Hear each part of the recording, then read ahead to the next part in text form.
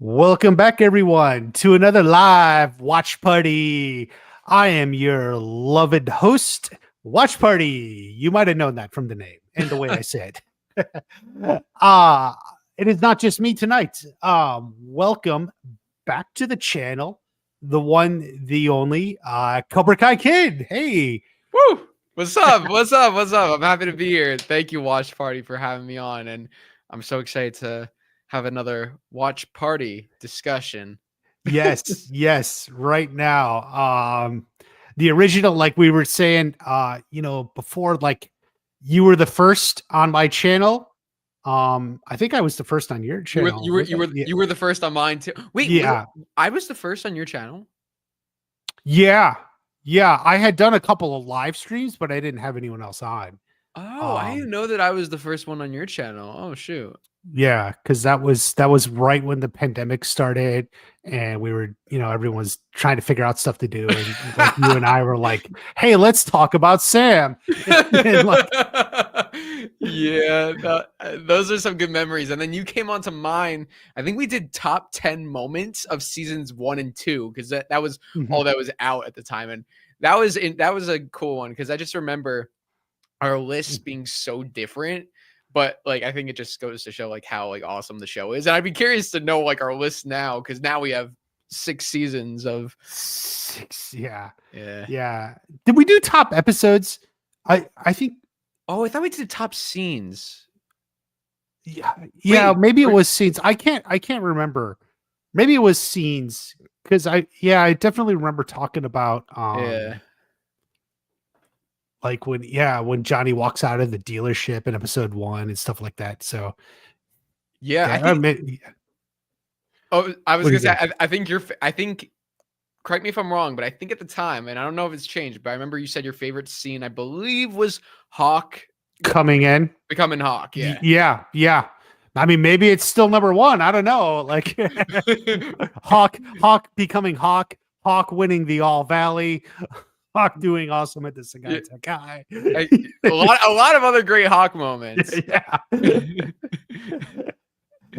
Thank you, chat, for coming on in. Mark Sonic, Melissa, Cobra Kai Wisdom, Green Ninja, Justice for Quan. Yeah, for sure. We'll get to that. Especially from Penis Breath eating the chips during the moment of silence, right? Oh god, that was brutal. Yeah, when I watched that, I was like, it was funny, but it was also like very uncomfortable because it's like, yeah, the kid died, and like, oh god.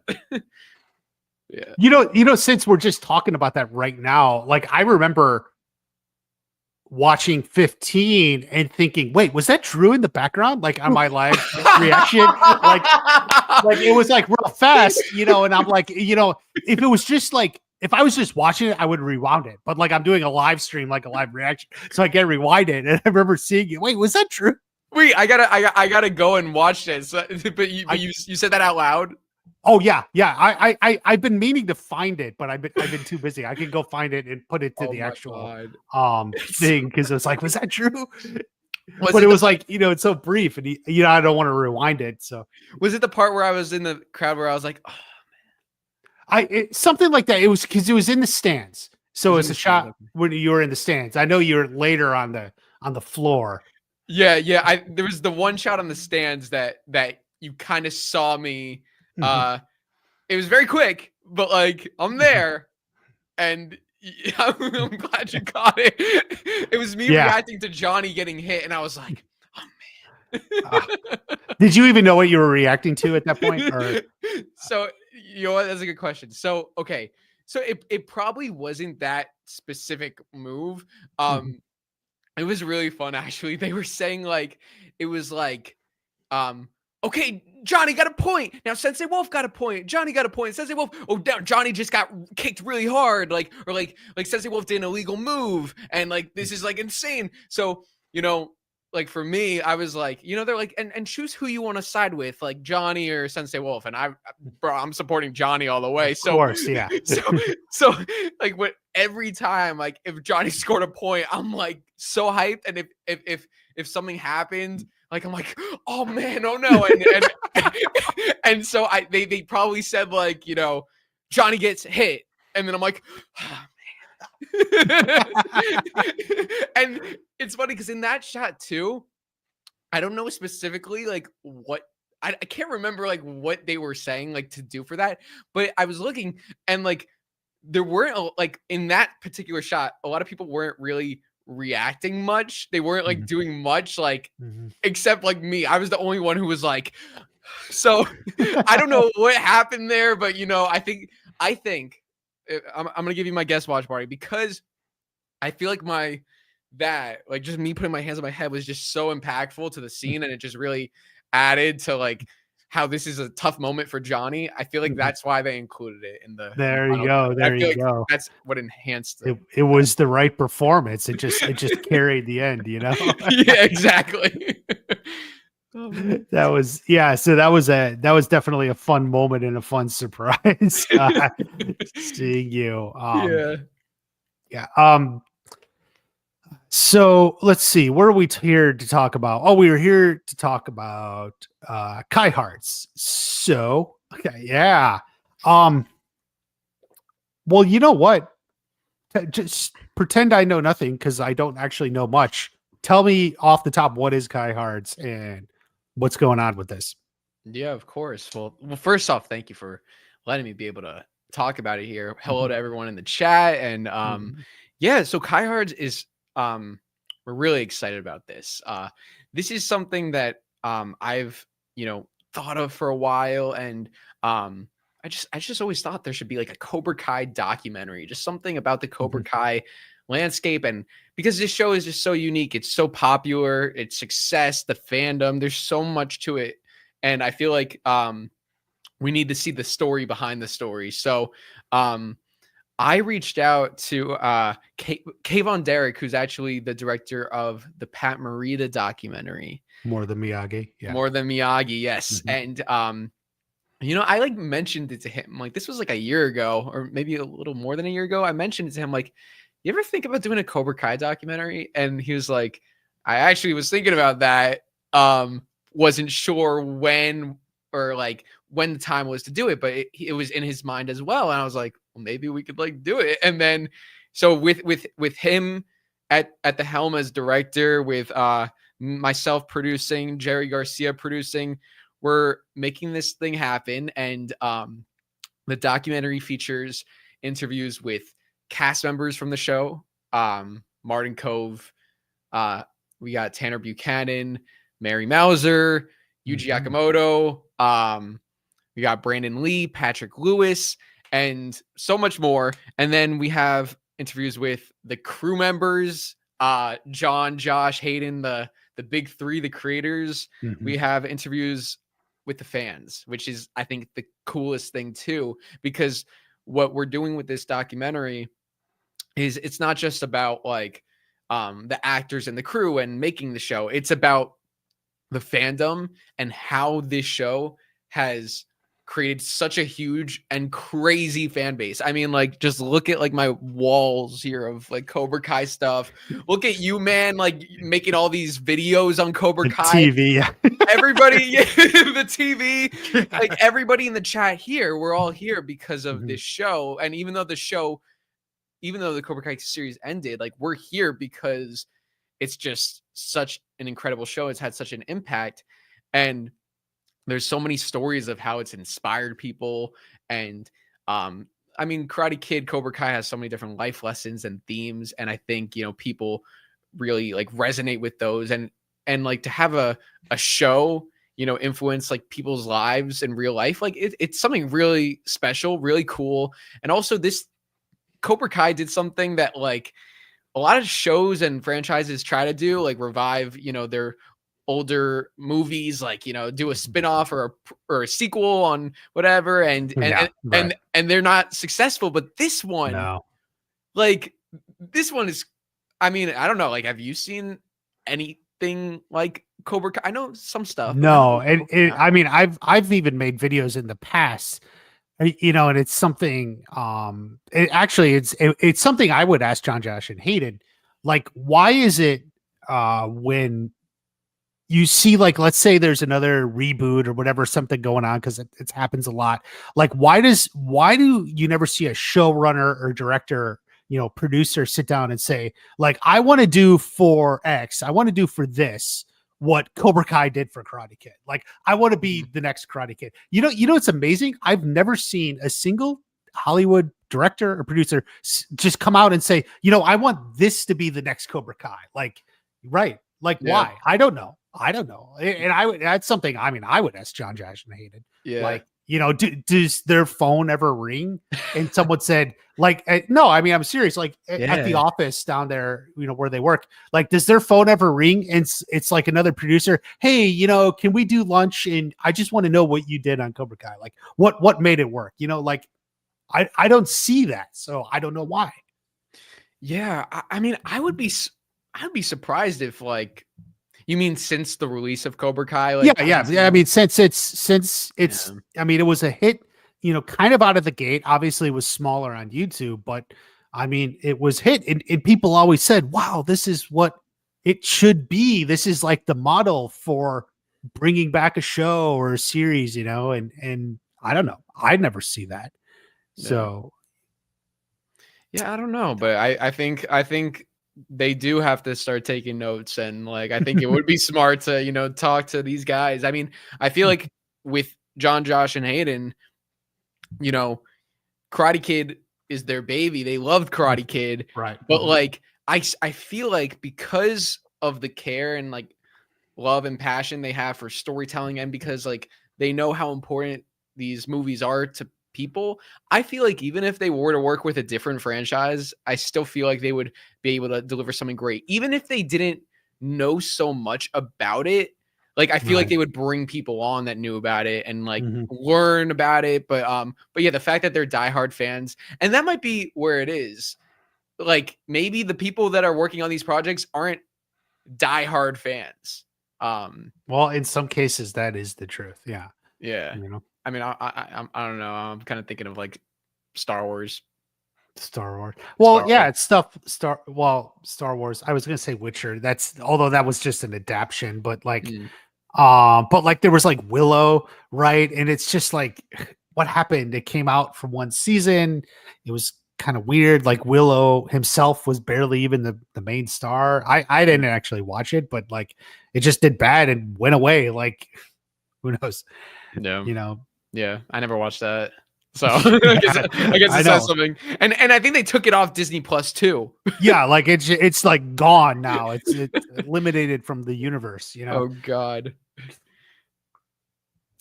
So the thrust of the documentary, is it about, like, the cultural impact? Is it about, like, is it just a not a full behind the scenes look? Because you mentioned there's fans and stuff. Like, what is, like, that thrust? Yeah. So we are still filming it. So we still have a lot more to be determined in editing, right? Yeah. No, but you know what? That's a big thing that I'm learning about documentary filmmaking. Is that you could plan stuff, but when you're filming a documentary and you're on the go and you're capturing what's there's a lot of things that come that you don't expect to get. Like a lot of these interviews, other than, like, the ones at the conventions, we're just on the fly doing them. And then there are other interviews that we're sitting down, we're able to organize, but yeah, so we still have more to go, but we basically and we have some cool stuff coming up. So we went to a few conventions where we were able to get, like, footage of the cast and the fans and just talk about their experiences with the show. And we're also going to be doing there are a few fans that we're going to be interviewing. We're going to be traveling to them, and they have, like, these, like, Cobra Kai collectibles and, like, crazy, like, stuff in their house, like, and, like, I haven't they been make there. Your room look pathetic. Like, no, literally, this is like nothing. Like, this is nothing compared to these people, and it's amazing. That's what we want. We want to capture that. Then there's someone that's having a Cobra Kai themed birthday party. We're gonna go capture footage for that, which is we're really excited about that, just to show like, and these are gonna be all like segments that that we put in. Now it's like, yeah, because this isn't like a narrative story. Like for a narrative story, you write a script, you have what you're doing, and then when you edit it, you have it all. You know, we go and we film these things, and then we see like, you know, maybe there's like a few good parts from here, or maybe like we could use this whole entire segment. So the key is just to get as much as we can. The big one is New Jersey Con, which is at the end of this month. There's a Cobra Kai convention in New Jersey, which is where I was going to say the Cobra Kai convention, right? Yes. Yeah. So I was going to ask about that one. Yeah.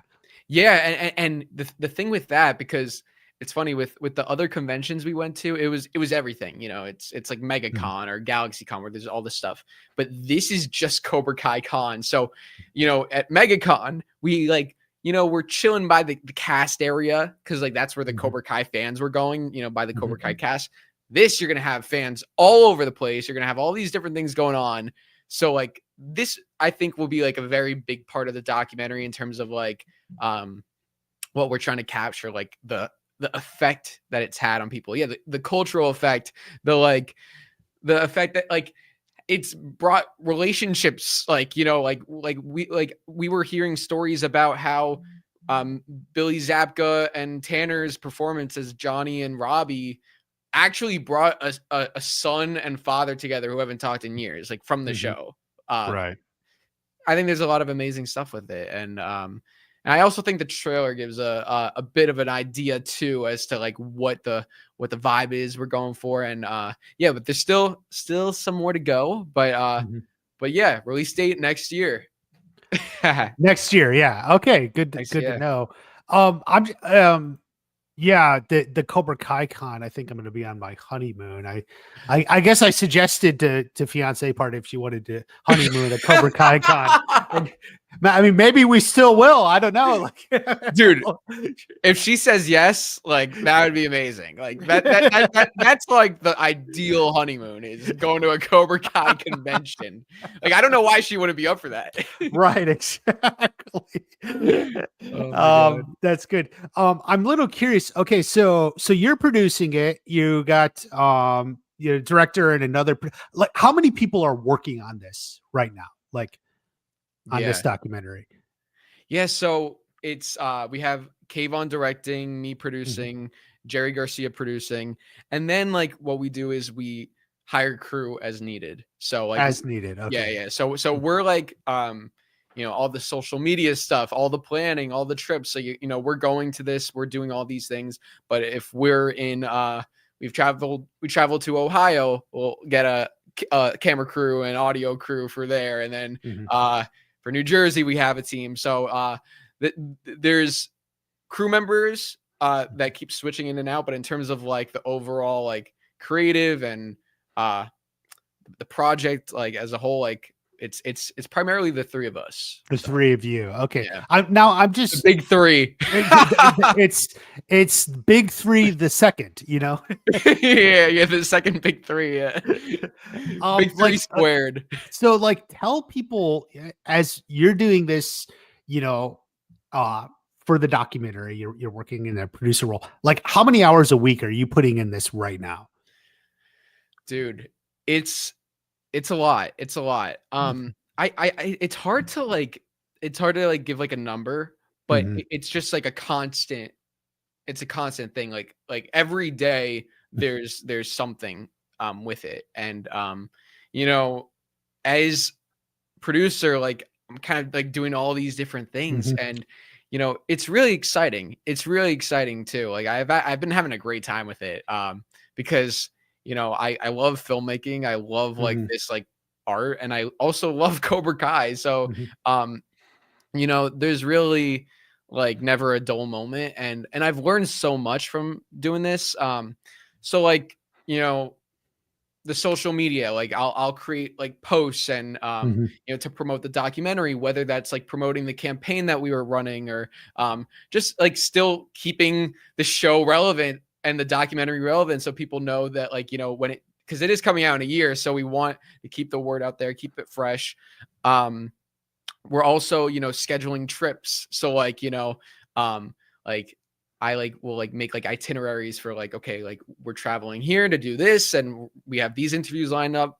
I'll reach out to certain people to see if we could get these interviews, and then reaching out to the fans who we're traveling to coordinate, you know, to meet at their house and capture them for the Cobra Kai doc. Right. So, you know, it's, but we all contribute in a way where Kayvon is the main vision of it. But we all contribute, and it's like a very collaborative process where you know, we're all very open to each other. And I think what's so awesome is like we have, you know, these different perspectives, and especially like Kayvon is so familiar with like the film industry, and he's done a bunch of documentaries before, so he's able to give a lot of knowledge and insight about that side. And like I'm like known in the group as like the Cobra Kai diehard fan, so I'm able to like, you know, give that like, oh, like this would be cool for the Cobra Kai side of it, like this would, I would want to see this as a fan, so I think people would want to see this, so we combine those things, and that's why I think this is going to be special. The special, it's feeling special, you know. So and just so people know, and I mentioned this to you, like I before we went, I was like, I first suggested this stream to you like back in March, and you were like first let me schedule in April, and then you're like, wait, we got to reschedule for May, and I was like, boy, he's never been this busy before, dude. Like, well, you know, also like finals with school, I'm graduating, so like, but now we're good. I graduated in a well, I had my last day of classes, so anyway, we're good to go. Oh, hey, good for you. Good for you. Thanks, what was your major? Wait, film? Film. Yeah, there you go. Yeah. So it's like, it's funny because like, you know, I'm doing like my, I don't want to say like, this is like, I always use these really weird analogies. Maybe this will make sense. Maybe not. Not that it's like a secret, but like, I always like feel like I'm like Peter Parker in a way. Like I'm doing my school stuff, and like people know about that stuff. But then like on the side, I'm like doing this like documentary Cobra Kai that like, that it's just like a whole nother thing. Spider-Man, Peter Parker. Yeah. It's like you have two identities, you know? Exactly. I'm basically Spider-Man. Yeah. Like I mean, as someone who's known in the fandom as a television that talks, you know, I have that too. You know? Yeah. The talking television. It's funny because like I talk to people and I tell them about my channel or something, and there's just sort of people like who don't necessarily check it out, or like and it's funny because everyone's like, oh, are you going to do face reveal, who are you, or whatever, but like there's so many people who know me, like and I just tell them it's kind of weird. Like there's definitely a duality there. Would you ever do a face reveal? Nah. What if like, so if you like went to like a convention, like you would just like people could walk right past and be like your biggest fans, but they just wouldn't know it was you. Oh well, I guess unless you talked. Well, I have to say, watch party. Like, yeah, the voice gives it away. You have a very distinguishing voice. It would be. Yeah, it'd have to be. I have never done a convention. I may have been at Cobra Kai events over the years, so but you know, who knows? You'll never know. But like that's like, I feel like that's important, especially because you don't show your face. Like you have to have a good talking voice, and you have a really good, like when you're talking over your videos or narrating or doing live streams, like you have like a cool voice, so it works. Yes. There's a yeah watch party. Yeah, but seriously. All right. Well, you know what? All right. So I haven't watched the trailer yet. I have it loaded up. How about I watch the trailer right now? Hopefully there's no music. I'm not going to get a claim, or am I? No, I turned the sound on. I hope Okay. I hope you're smiling throughout it, even though I won't be able to tell. I hope I will. you'll let me know. I'm smiling already. The TV screen is glistening. All right, Kai Hard's official trailer. Guys, I have not watched this. I have deliberately held off to live react to that on this stream. So this will be my first look. Wait, let me check. Yeah, I always have the speed up. I got to turn that down. Okay, and turn the volume up a little bit. Okay, okay, guys. All right, here we go. 3, 2, 1. It was our goal from the very beginning to make Cobra Kai a show that worked for all audiences. This is Johnny Lawrence. He and I go way back. When I started working with William Zapkin, and I called him on the phone, and he's like, no, I don't want to do conventions. I was just recently in a magazine article, and I want to say it was like GQ, where he was named 80's biggest dick. He's like literally the worst. I would like to be the bully of biggest all dick. time because he's a bully that knows karate. That's what I'm known as. Kicking you as he's bullying you. We'd walk down the street and people would say, "Hey, jackass! Hey, asshole!" You know, and you know, thinking, "What did we do?" Now we get our redemption story. My dad said, yeah, they want to do a Cobra Kai show on YouTube. And I was like, what the hell are they talking about? Yeah. YouTube show based around Karate Kid? I thought it was, is it a spoof? Is it a comedy? You have people from all ages because it brings the nostalgia of the 80s from the original movies. And then, you know, the kids in the show that a lot of kids can, you know, relate to. And I literally just got a message from someone saying, Miguel is going to beat your ass. that was it. We had a healthy amount of hope and expectation that we would connect with the rest of the fandom. And we knew that there was a giant fandom out there that was a sleeping dragon.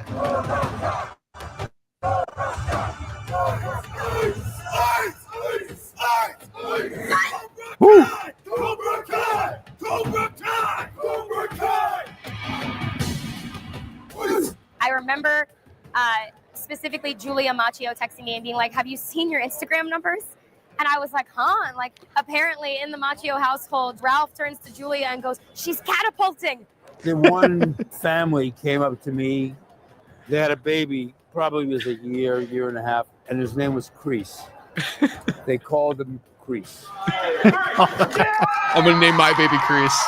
There you go. It felt like overnight, and I was like, oh, like everybody knows who we are now. This is wild. Nice costume.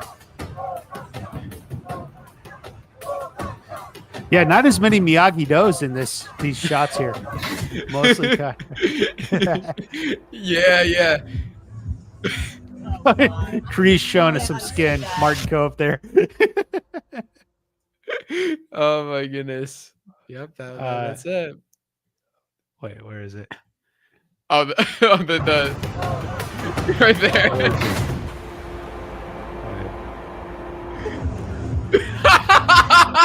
There we go. There we go. Yeah. That was. Yeah. Wait, who's on the far right? Wait, who is that? Oh, that's Brandon. Oh, that's Brandon. Okay. Quan. Yeah, but Marty just brilliant. It's so funny. He give the people what they want, man. That's why he was successful, you know. Oh my goodness. He's like, you guys haven't seen enough John Kreese, so I'm gonna show you a little more. Right. Oh god. Oh man. Yeah, nice buzz. So this was like, I guess you made this after just a couple of the interviews, right? Just to get a kind of a touch of what's to come. Yeah, exactly. Like there's still a lot more to be filmed and shot. So this isn't everything, but this is a part of it, and this is to kind of give you an idea of like, you know, what we're going for, what we're trying to do. And you know, we did our Indiegogo campaign, which thank you to everybody who supported and spread the word about it. Like all that was really helpful. You know, it helps us, like, you know, with the trips that we're doing, and you know, getting editors and crew members to help us make this thing happen. Right. So thank you guys so much. And yeah, basically, like, you know, we wanted to create these like videos to like show people like what it is we're doing. We could tell people, but it's also like, one thing to actually see it. And this is Kai Hard's, baby. Kai Hard's. When did you actually like first start production on the documentary? Like day one? That's a good question. Day one was, oh my goodness, I have to go back into my camera roll. I'm forgetting if like, did we go? The convention, I think, was not this convention, but the other convention, I think, was the very first thing we did. Or no. Was it after part 3 dropped? Or was it before? No, it was before part 2, actually. It was before part 2. Oh, okay. So last year. Yes. So actually, I take it back. The very first interviews we did were John, Josh, and Hayden. Okay. So that was down at their office. Down at their office. That was back in November.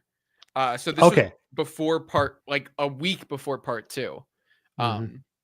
So yeah, we had been talking about it since the summer of 2024, but November is when we actually started filming. And those are our first interviews, so that was pretty cool.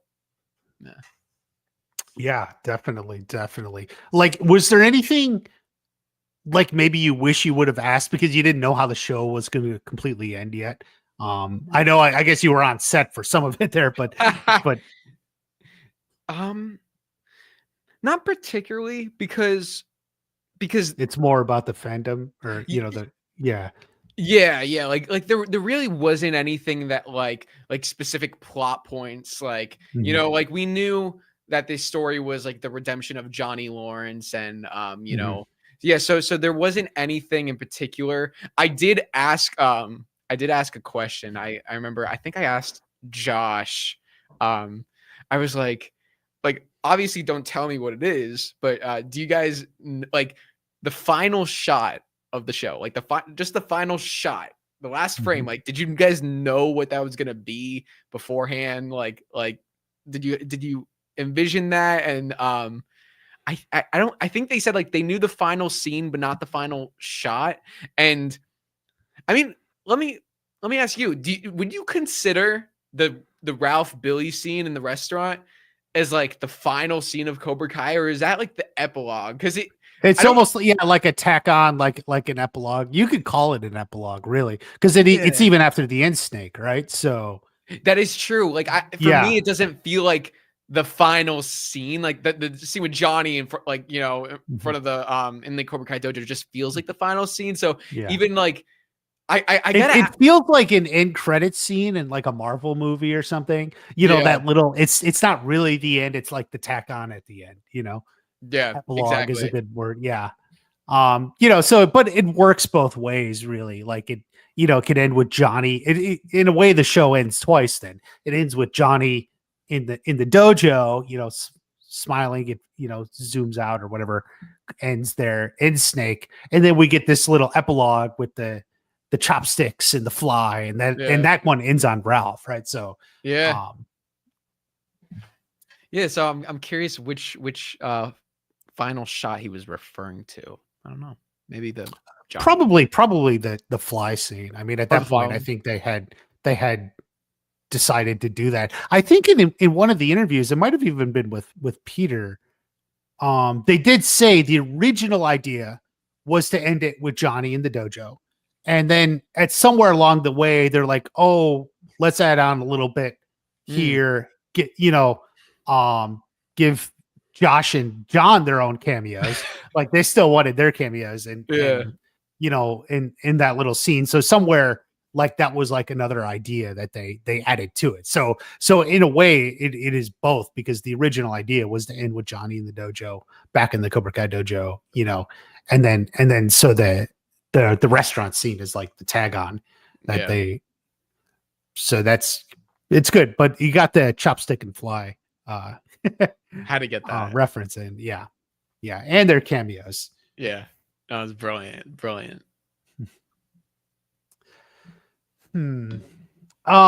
Anything else I'm not thinking about Kai Hard's? I was going to say almost from the beginning, just when you were first talking about it.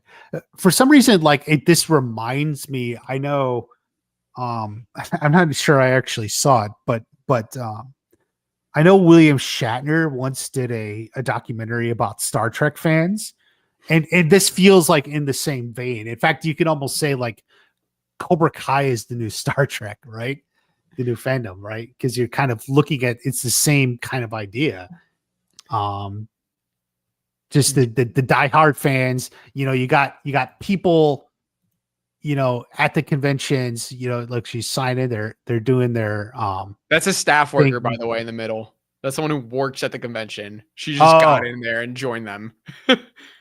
Well, she's got good form. I like the stance, knees bent. It's great. Yeah. But yeah, like there you go. Like, I mean, this is what whenever they talked about Star Trek conventions, that was what you would see people in costume, acting it out. I love that you brought that up because Kayvon, the director, actually as we were like coming up with this documentary, he kept bringing up Trekkies, the Star Trek documentary. Right. I've never seen Star Trek. I've never seen Trekkies. I gotta, but especially now that like, he's saying like, oh yeah, like it'll be similar to Trekkies. I should watch Trekkies just to get an idea.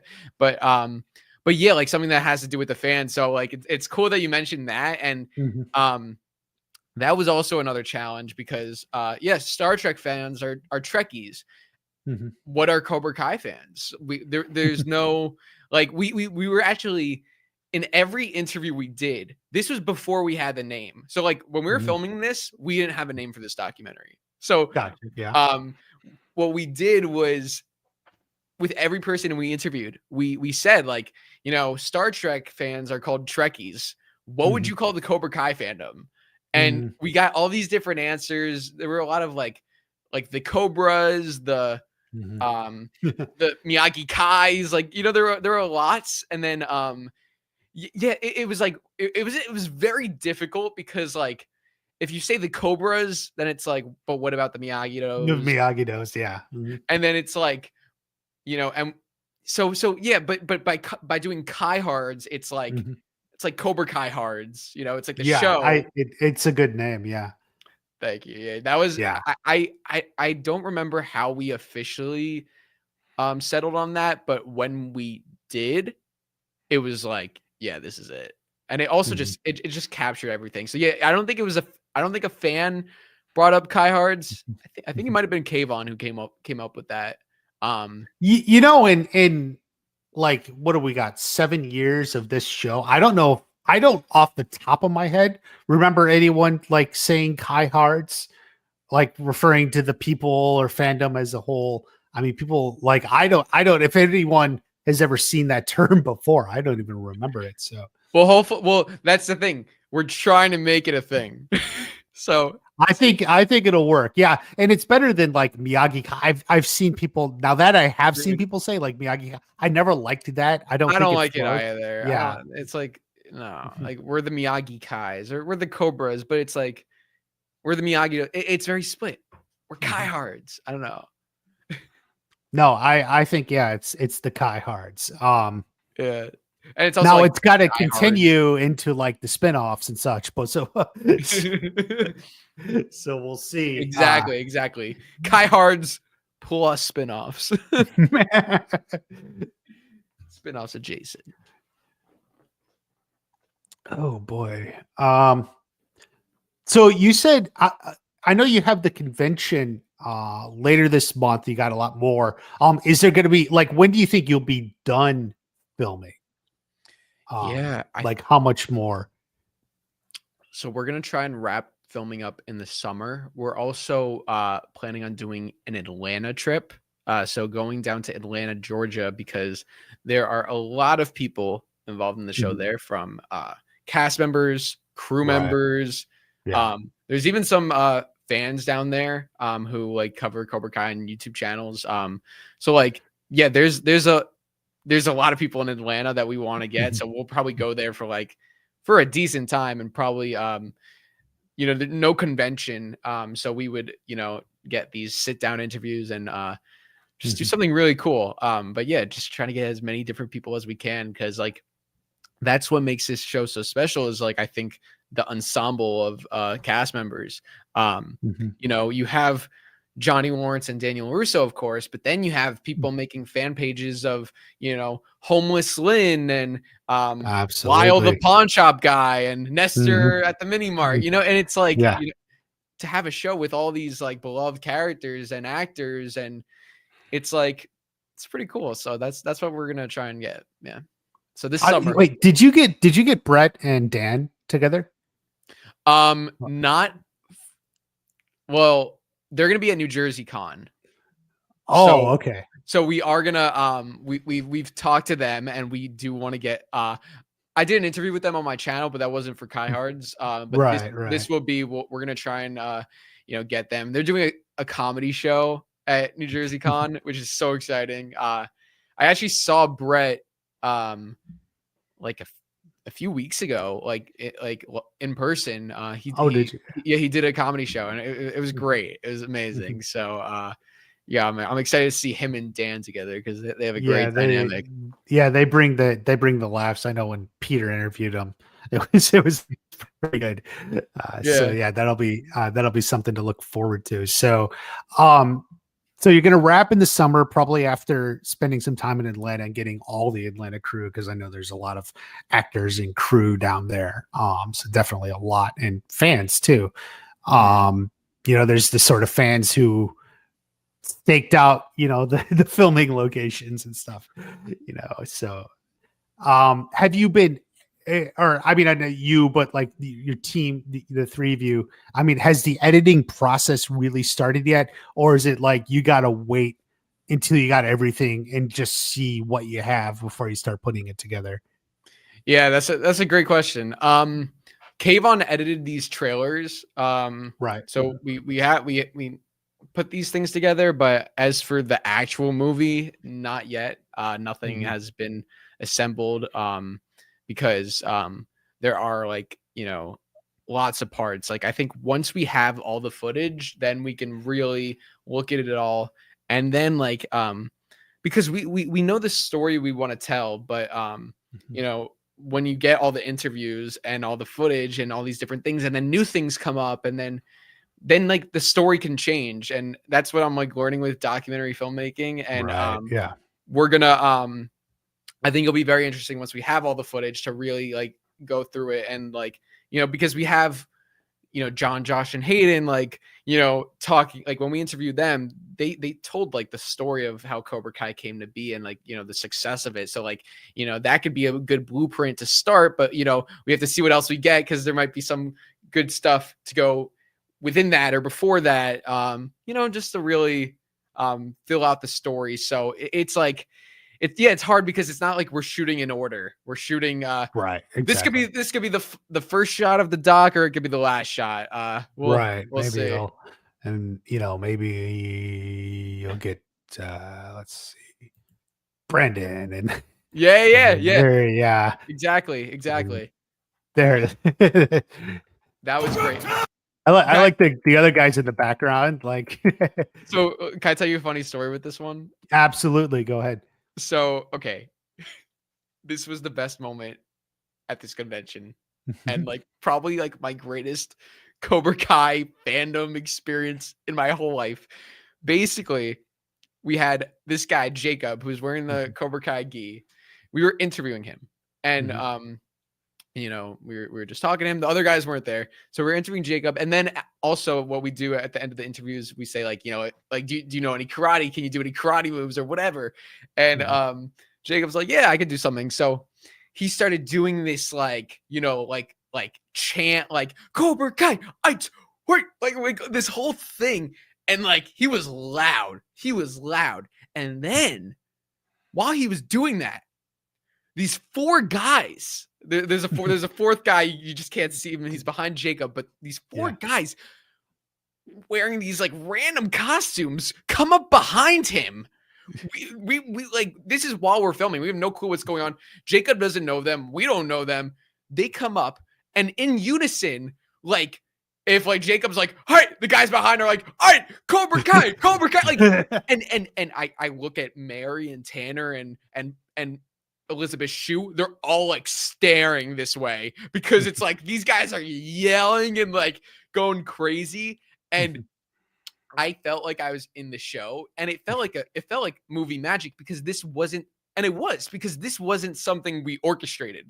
We didn't say like, okay, you guys go behind and do this chant. It was 100% natural, and it was the best moment. And I'm like behind the camera, like, oh my God, this is so great. Cause it went on for like at some point, like, and if it's not in the documentary, like the full thing, like we'll have to share it. Just the full clip of them, like for 30 seconds going Cobra Kai. And it was amazing. It felt like it was scripted, but it wasn't. So they just fall into line, man. You start shouting that stuff and people will just come out and fall into line, you know, fall in, as Johnny says, you know? Exactly. And do you remember that shot? Oh, the one you showed before of the guys with the staff worker doing the punch. Right. Yeah. If you go to that shot, I don't know. I don't remember where it is. I'll find it. Oh, they're doing crane cooks. Or bowing to Sensei Kreese. Yeah. Yeah, there it is. There it is. Yeah. Those are the same guys.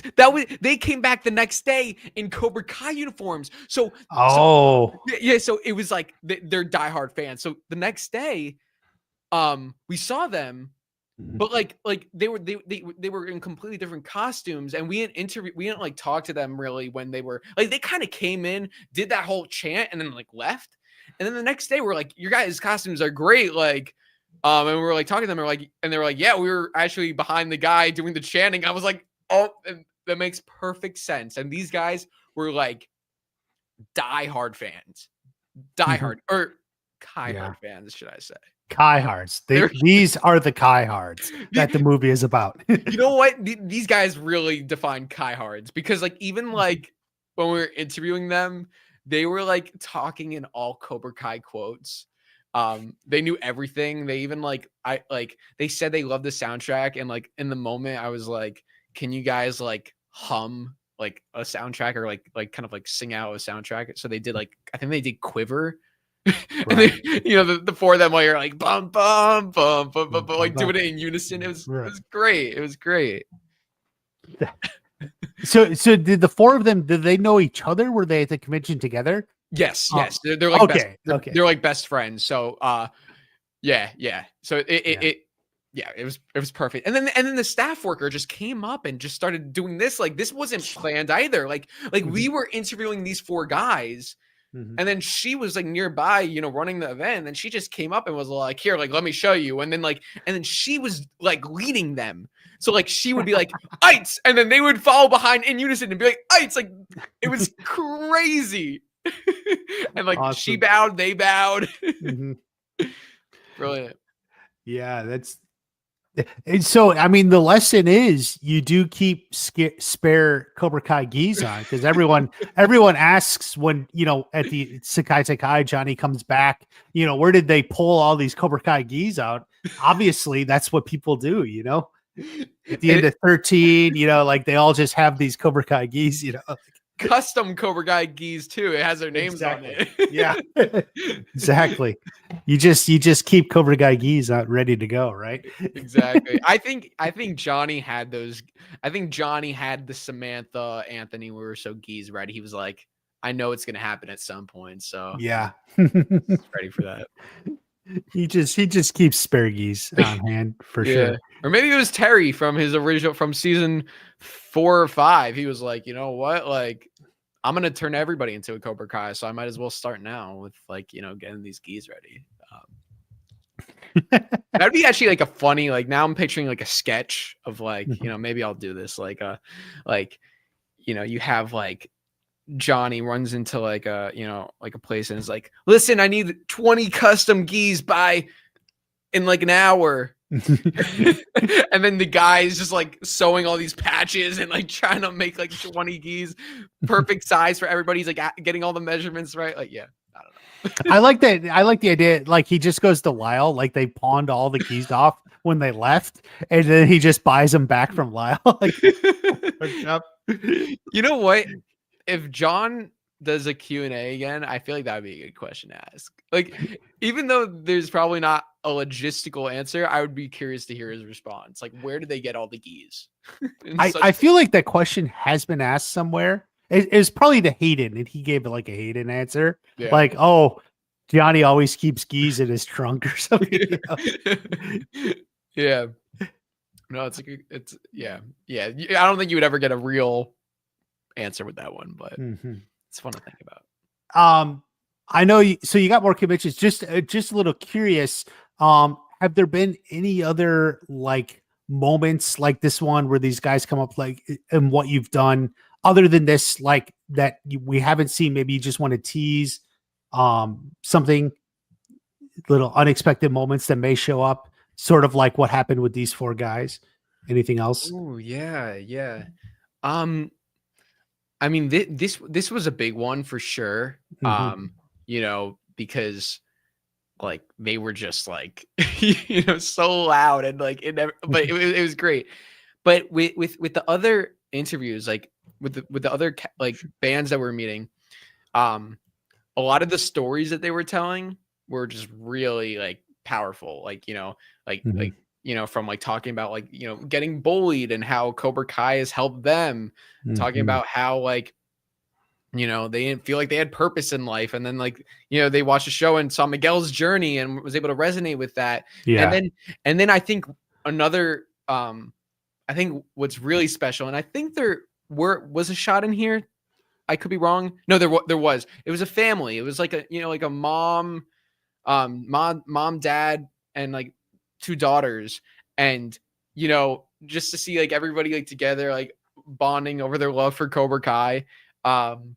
It was special. So there's a lot of good fan stories, a lot of good moments. And like, just like some, like, there were just some funny moments too. Like one of the fans like was doing the crane kick, and I was like, you know what, I'm going to get in there and let them crane kick me in the face. It's actually right there. Yeah. It was a different, like, it wasn't this take, but like after he did this, I was like, okay, like now you're gonna crane kick me in the face. So I went up to the side and we got like another video of him. He didn't actually kick me, guys. It's mad movie magic. He kicked the side of me. We made it. Yeah.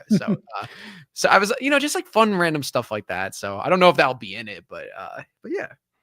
Yeah, you know, just in my own experience, like that, like the way families were watching the show, especially when it went to Netflix. I'll always remember I got a comment on, it's a video I made after season 2, but before the show was on Netflix. It was actually my No Mercy video, and I got a comment from I think it was like a father who's like, because I occasionally I may say a bad word in the you know, in my videos or something. He's like, oh, you know, you shouldn't swear, you know, it's some of these, I had my whole family watch this, and you know, I didn't know you were gonna swear or something. And but what struck me was like there was like a family who had watched like Cobra Kai, right? And then somewhere along the way, dad, you know, like found my channel and then like sat the whole family down in front of the TV to like watch my videos. That's awesome. And like, I know, like that was like one of like I never, that's like, crazy as like you know, a creator, like, and you know, like you're making this, like I never imagined out of anything like a like this is like the family evening was like watching a watch party. You know, like, you know, like, yeah, like just imagine you're like seeing them watching your video on like they put it on the TV or something. It's like, okay, guys, we're about to do a watch party, and they're watching like your like 20-minute video, right? And like, it's amazing. That's I so know. cool. Like, So cool. I mean, just as a creator, that's one thing I never thought would happen. Like, but yeah, and I know, I was just recently at my future sister-in-law and brother-in-law, and they have like 3 kids, and I was talking to future brother-in-law party, I guess. Like, and he was, and he was saying how they all watched Cobra Kai, and he's like, "Oh, it's a great show." I had a shirt on, and he's like, "Oh, nice hoodie." So it's definitely like family. It just even without like big emotional moments, just families sitting together and enjoying it, which I think honestly happens less these days. Yeah. I don't know for those of you in that age range or have kids that, like, you tell me, but like, I was growing up, we would watch things as a family, Star Trek or something, but just like Cobra Kai, like it's a show, it is a family show that parents watch with their kids and everyone enjoys. So yeah. I have a question for you. Because I mean, there's no right or wrong answer to this, because everybody, there's always a right answer. that's like a crease line. There's the always square root of 65. Oh god. But like, because you as you mentioned, like there's families watching, there's like all these different ages. If let's say a father came up to you and said, "Hey, I want to show my kid Cobra Kai," what age would you personally recommend the father show the kid? Do you think there should be like do you think there's an age? I probably wouldn't give an age per se. I mean, if they want something general, I would say it's like, think of it as like a PG-13. Yeah. So like if you want, like, you could just say that and let them decide. It also depends on what they're comfortable with.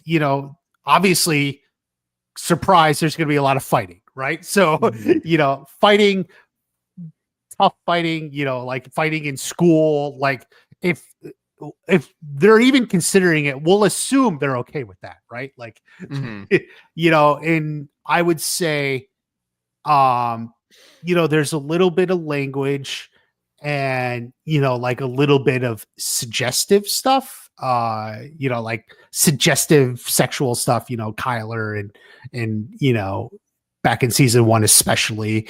But obviously it never goes really into graphic detail.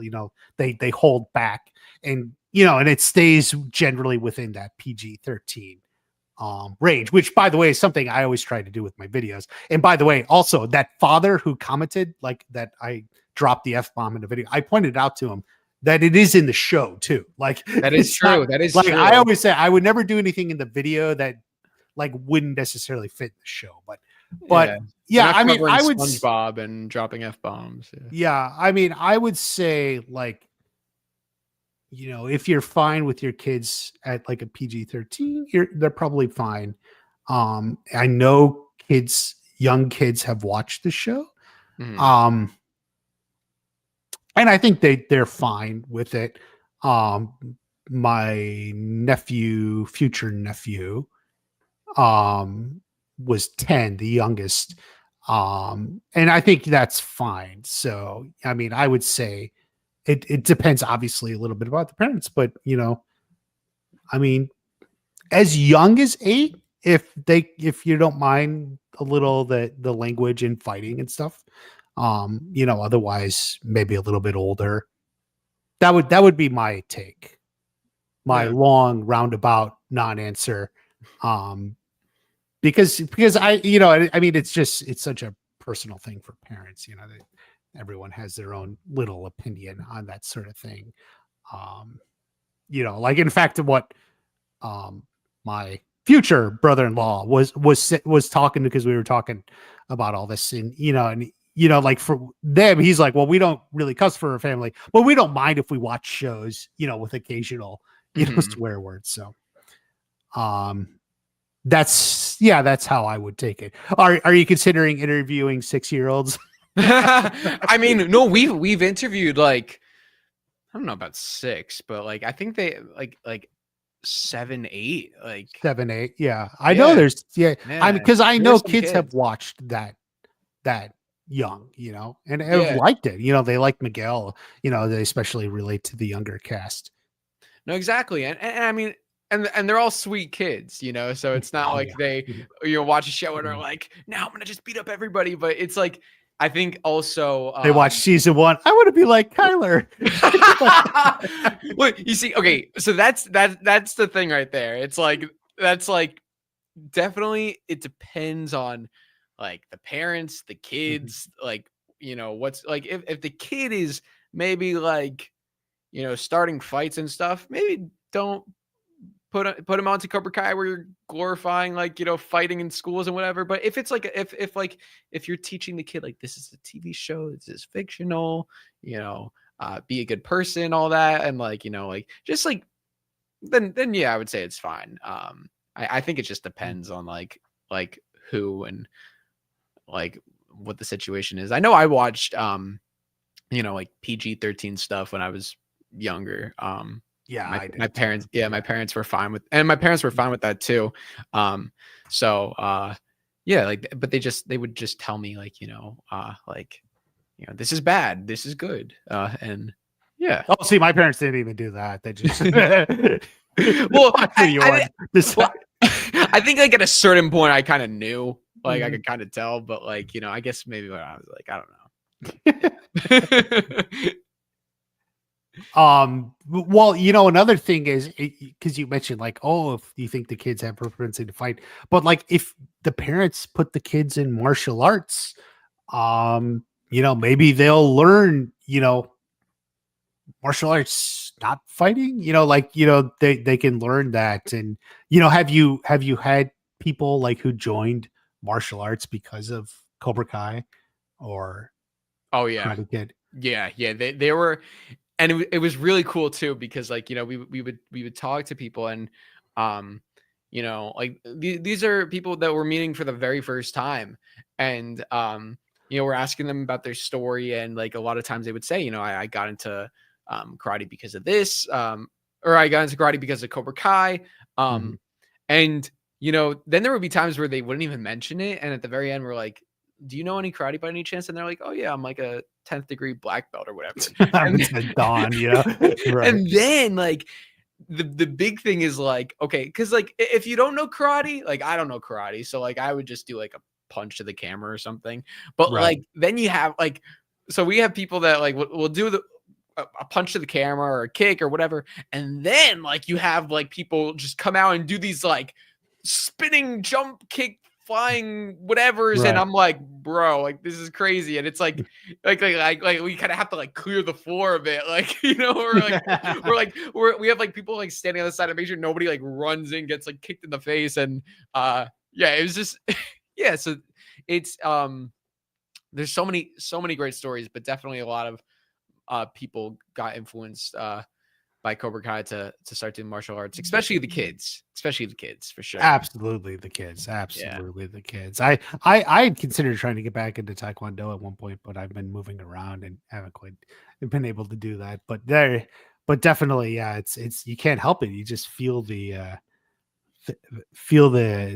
urge.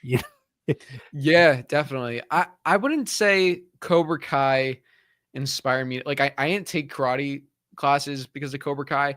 It did get me interested in like, like potentially like kickboxing or something. Just like something like, I don't know, like something like that. Cause I know karate classes wouldn't replicate Johnny Lawrence's Cobra Kai. I feel like maybe a kickboxing class more would be like that sort of speed.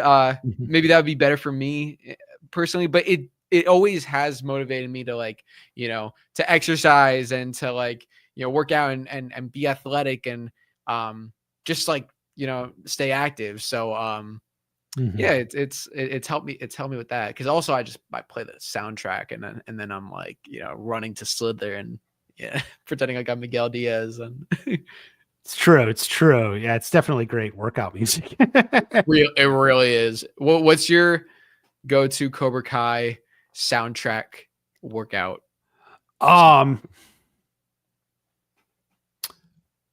Well, Quiver is probably my favorite song. For a long time, I was listening to almost huge portions of the season 3 soundtrack. I think season 3's got the best soundtrack, actually, with the needle drops and everything. The house fight. I forget where it's almost like Carol the Cobras. Yeah, Carol. Yeah, that one. Yeah, a lot of good stuff. What else would I listen to? Maybe Slither. Well, a lot of times what I actually listen to is like, you know how they have like extended versions or something. Yeah. Like because there's like some Quiver extended and some other like extended or epic versions of like Slither, the school fight, stuff like that. So that's like what a lot of I listen to. Yeah. Yeah, I would go Slither. Then I would go. I like the montage music because that's what usually like when you're working out, it's like the montage music is like You're the best around, of course. Yeah, you're the best around. Yeah. Do you remember Like a Dance, the one where they're on the wheel doing the wheel and then they're in the cement truck, like that music? That's like it starts like slowish and then it gets going. Yeah. Mhm. And then like a lot of like the montage music in season 6. I love the Sekai Tekai theme. Like the season 6 music, especially Let the Games Begin. Like, whoo. So good. That's good. Actually, it's Karate Time from season 4. It's Karate Time. It's Karate Time. Yeah. That's one of my favorites. Too. Yeah. I love like Sam and Robbie, but not really the best to work out to. Oh, their theme? Yeah, for sure. Yeah, not really. Actually, I need to listen. I wonder if there's a full version of it. I was just talking about it on the podcast for episode 12. When Dimitri and Hawk are teaching Robbie, like, and they got the VR stuff because he does the Zach and Leo do the Dimitri and Eli song, but it's like a electric techno. Yeah, Dimitri and Eli. Like I was like, I actually really like that. Like I was like, I need to look actually if they have like a full version of that because that's actually kind of fun. Yeah, I don't know if they have a full version. They have like they do have it on Apple Music or Spotify, wherever you listen to your music. I thought it was, I could be wrong. I thought it was Quiver, like robotic theme of Quiver. Could I be wrong though? It could be both. Definitely there's at least a riff in there that's from that Dimitri and Eli Binary Brothers. Like there's definitely a riff in there. Oh, that's cool. That's cool. Wait, let me see what the name of the theme is. Gotta maybe Binary. I don't even know. Let me see. Season 6, part 1. Let's see. It is it was sorry, part 3. Whoops. Part 3. Fight. F and it's like spelled like F.I.G.H.T. Ah, okay. Yeah. So interesting score names in the last season. Like I don't know if you saw like the names of some of the things that like Twin Fangs, the Serpent's Dance, Slither, Final Form, Absolute Resolve, No Mercy Left. Yeah, I don't know. There's some interesting ones. Yeah, definitely. One, I guess, final question that was popping in my head about Kai Hards, at least. So you're going to finish filming this summer, go into editing, have it done by next year. Have you divvied up or know what your editing process is going to be like? Is it going to be the three of you working together or someone looks at it? How are you going to divvy that up or handle that? Yeah. I think what we're going to be doing, I won't be editing it. I would like to, I think I'll be monitoring, all of us will be monitoring how it is being edited. I think we're still figuring out if either Kayvon is editing or if we're going to be getting an editor. Either way, there's a lot that goes. Yeah, there is a lot that goes into post-production. So whether if Kayvon edits, you probably have someone else doing maybe fixing the color, the sound, or music, and just putting those final touches. So yeah, editing, we haven't really talked too much about that, honestly, because we're just focused on, you know, the next few months. We got a lot to film, but then yeah, once we it's like you asked me like how much have we been working. It's always like on to the next thing. It's like, you know, right now we're preparing for, you know, New Jersey Con, and then these other trips that we have going on, and then once that's done, boom, we're going right into editing, and we're gonna get going on that. So it's a process, but we're ready. Are you going to be working like together, or are you just all remote, like with each other? Yeah. So Kayvon is in Los Angeles. No, not Los. Well, he's in California. Right. Okay. I'm in New Jersey, so we're literally opposite sides of Opposite sides. Yeah. And Jerry's in Utah. So, you know, we've met up in person, you know, for these conventions and for different things. In terms of like the full editing, you know, we're gonna have to do most of it remote. But you know, there will be times where we'll like, and that's also like, you know, like a big reason why you know, the fundraising has helped so much, because it's allowed us to, like, you know, because we do have to travel to get these you know, to do these different things, go to Orlando and Ohio, and Kayvon's coming to New Jersey, and you know, and getting the crew and everybody. So yeah, it'll be remote, but like we always try to, whenever we can get together in person, we try to, because yeah, you got it. Right. It's always fun to do it in person. I prefer working in person over virtual. I think a lot of people do. I mean, it obviously depends on what you're doing, but yeah, but it's very helpful that we have this. So yeah, thank you, internet. Yeah.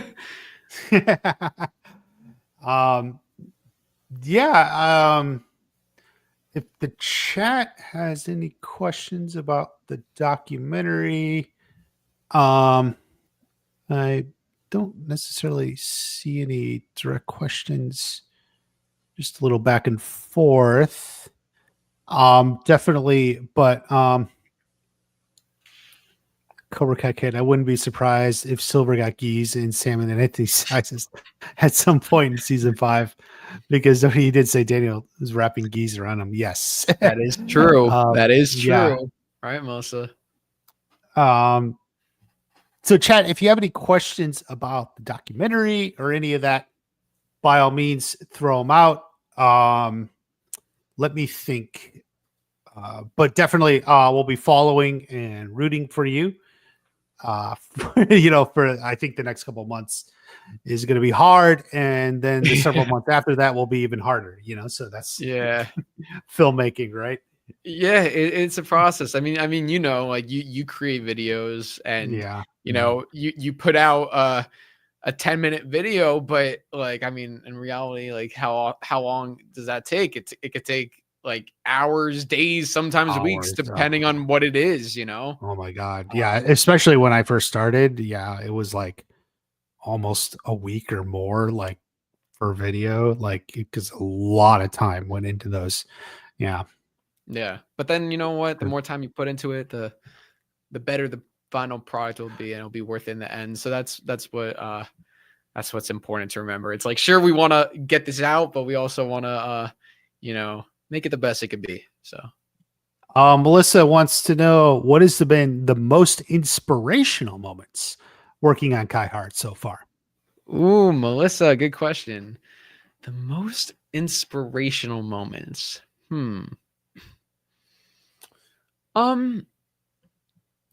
I would say for me, it's really been like getting to interact with so many, like, it's like given me an excuse to interact with so many people, which has been so nice. You know, it's very like, you know, crazy when I go to these conventions and like, you know, like talking to so many different people, like hundreds of people every day, you know, for the documentary or for whatever. And like, you know, that's not like something I'm like really used to in like my normal life, is like all of that. So it's like, it's really nice because you're like I'm chatting with like-minded people who are into Cobra Kai, but also like really like nice, good-hearted people. Like this fandom is full of a lot of really great people. So just like having those interactions has inspired me.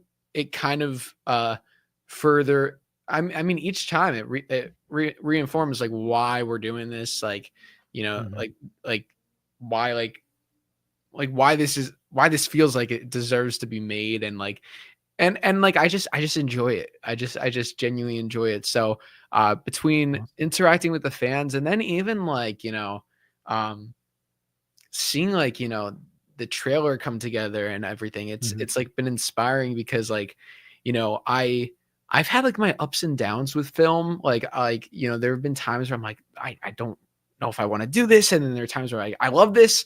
And, you know, there was a time where I'm like, I don't know if this is for me. And then like, you know, making this documentary was like, has been just so positive. And like, yeah, like I do, there is a part of this that I just really, really love. And, you know, even though I don't know, you know, what the future has in store for the long run, I just know I'm enjoying the heck out of this now.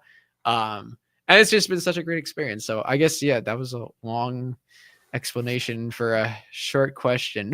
I don't know. Very, very fair. Very fair. Hold on. Robin Lynn got here late, wants to know what it's about. How about we just watch the trailer one more time? Sound good? Let's Robin do Lynn? it. Let's do it. We'll watch it one more time. This is a live second reaction. Woo! No, here you go, Robin Lynn. This is the trailer for Kai Hards. It was our goal from the very beginning to make Cobra Kai a show that worked for all audiences. This is Johnny Lawrence. He and I go way back. When I started working with William Zapkin, and I called him on the phone, and he's like, "No, I don't want to do conventions." I was just recently in a magazine article, and I want to say it was like GQ, where he was named 80's biggest dick. He's like literally the worst bully of all time. I'm the because he's the bully 2000s that knows biggest karate. dick. So he's like spin kicking you as he's bullying you. We walk down the street and people would say, "Hey, jackass, hey, asshole," you know, and you know, thinking, what did we do? Now we get our redemption story. My dad said, yeah, they want to do a Cobra Kai show on YouTube. And I was like, what the hell are they talking about? A YouTube show based around Karate Kid? I thought it was, is it a spoof? Is it a comedy? You have people from all ages because it brings the nostalgia of the 80s from the original movies. And then, you know, the kids in the show that a lot of kids can, you know, relate to. And I literally just got a message from someone saying, Miguel is going to beat your ass. Like that was it. We had a healthy amount of hope and expectation that we would connect with the rest of the fandom. And we knew that there was a giant fandom out there that was a sleeping dragon.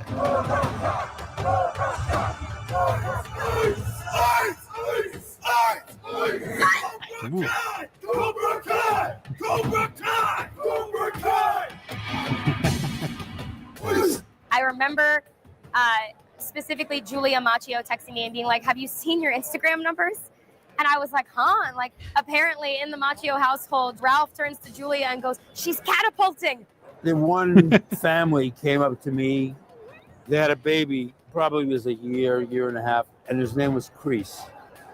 They called him Crease.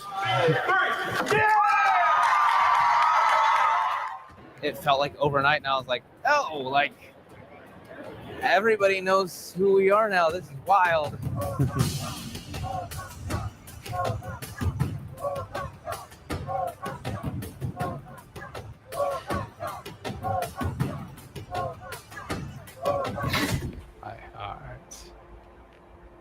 And the best part. Oh God. That's scary. You can't unsee that. Wait, you say that's scary? That is. Do you want to unsee it? There it is. There it is. There it is. That's the. I mean, I don't know. I mean, I guess I made the thumbnail. I probably should have made that thumbnail. I don't know. Maybe we'll go back and do a thumbnail test on it. Yeah. Oh my God, great. And I love how he's so serious with it too. Yeah. You gotta be. You know. Amazing. Yeah. So as you see, Robin, it's about the phenomenon of Cobra Kai. You know, the fandom, the show. It's sort of it's its own cultural thing. Oh, and very important to we forgot to mention this, but today is also a very special day. Today is the 7-year anniversary since Cobra Kai released on YouTube Red. So 7 years since season 1, which is like insane to think about. Oh my goodness.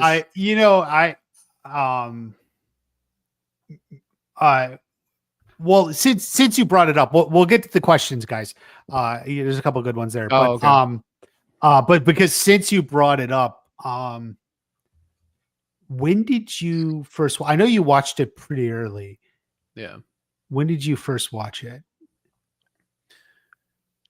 June of 2018. So it was like a month after. A month after. Yeah. Okay. Yeah. Because it was like I didn't know, like when it was coming out, I had no idea. And then it had already come out, and like by the time it came out, I was like on YouTube, like making other videos and stuff. So that's why I was like, right. I was pretty on it. But you were there from May 2nd, right? Right from when it came out. Well, not the second. It was like, let me see. I do remember, like, first off, like seeing the stories that it was coming and not really knowing what to think.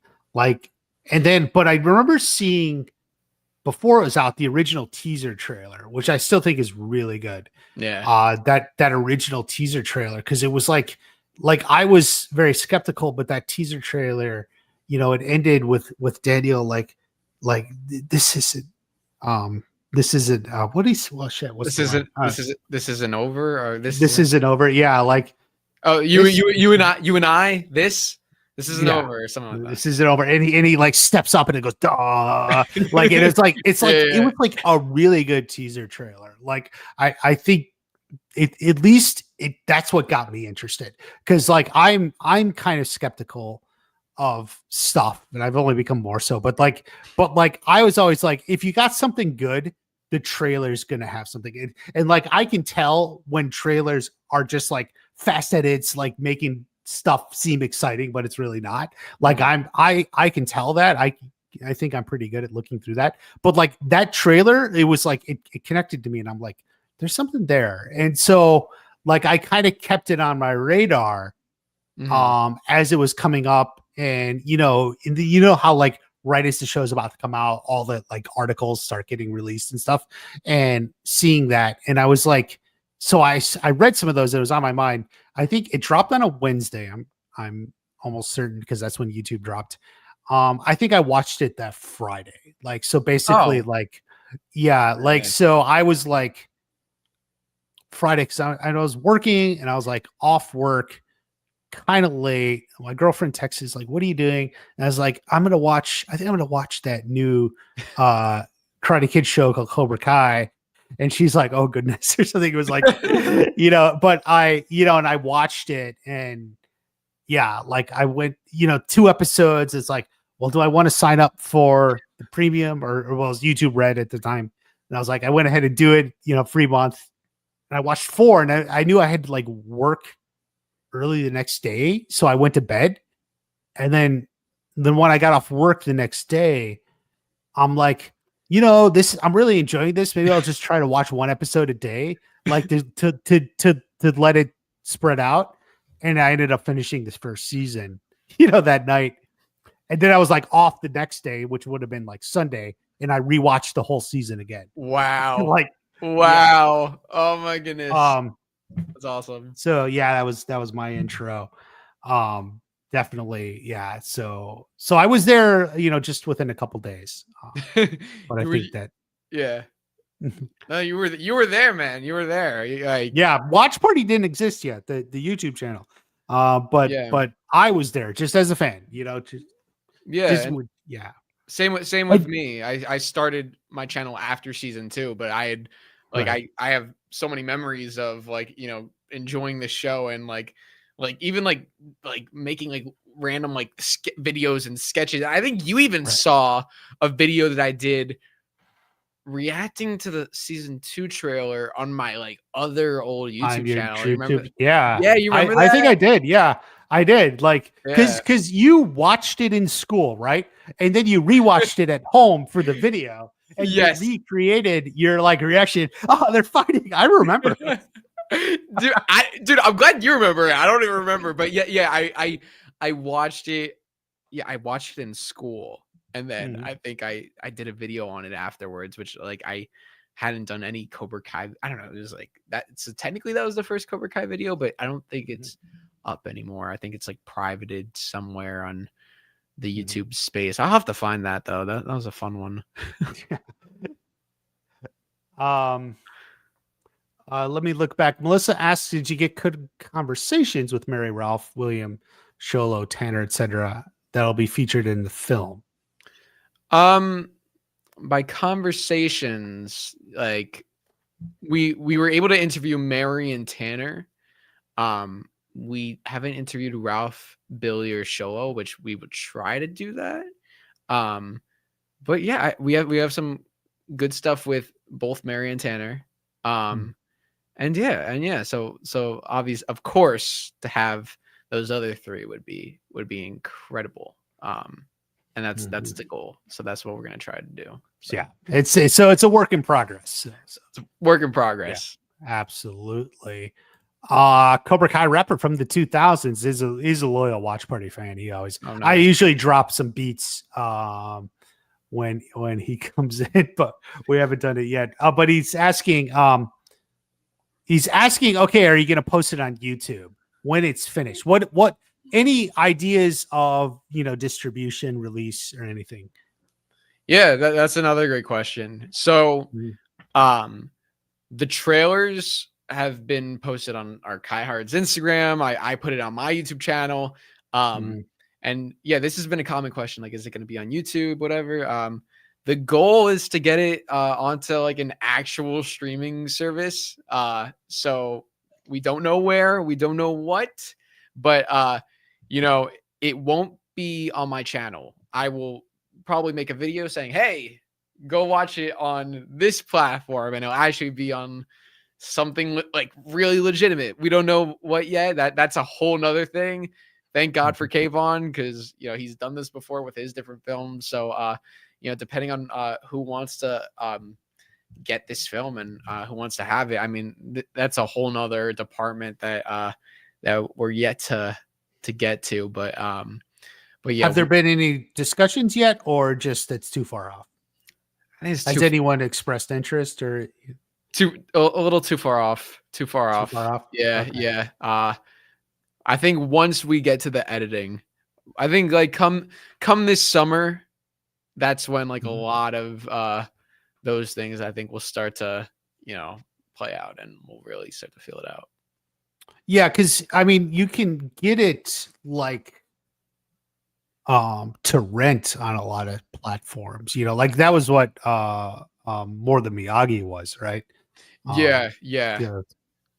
And then, but you never know if a streaming service wants to pick it up, like for an exclusivity or something. That would be obviously, maybe that would probably be the best, but we'll have to see. Yeah, it would either be like a streaming service or like somewhere like where you would have to, where you would rent it or you could buy it. Yeah. But digital, digital, VHS.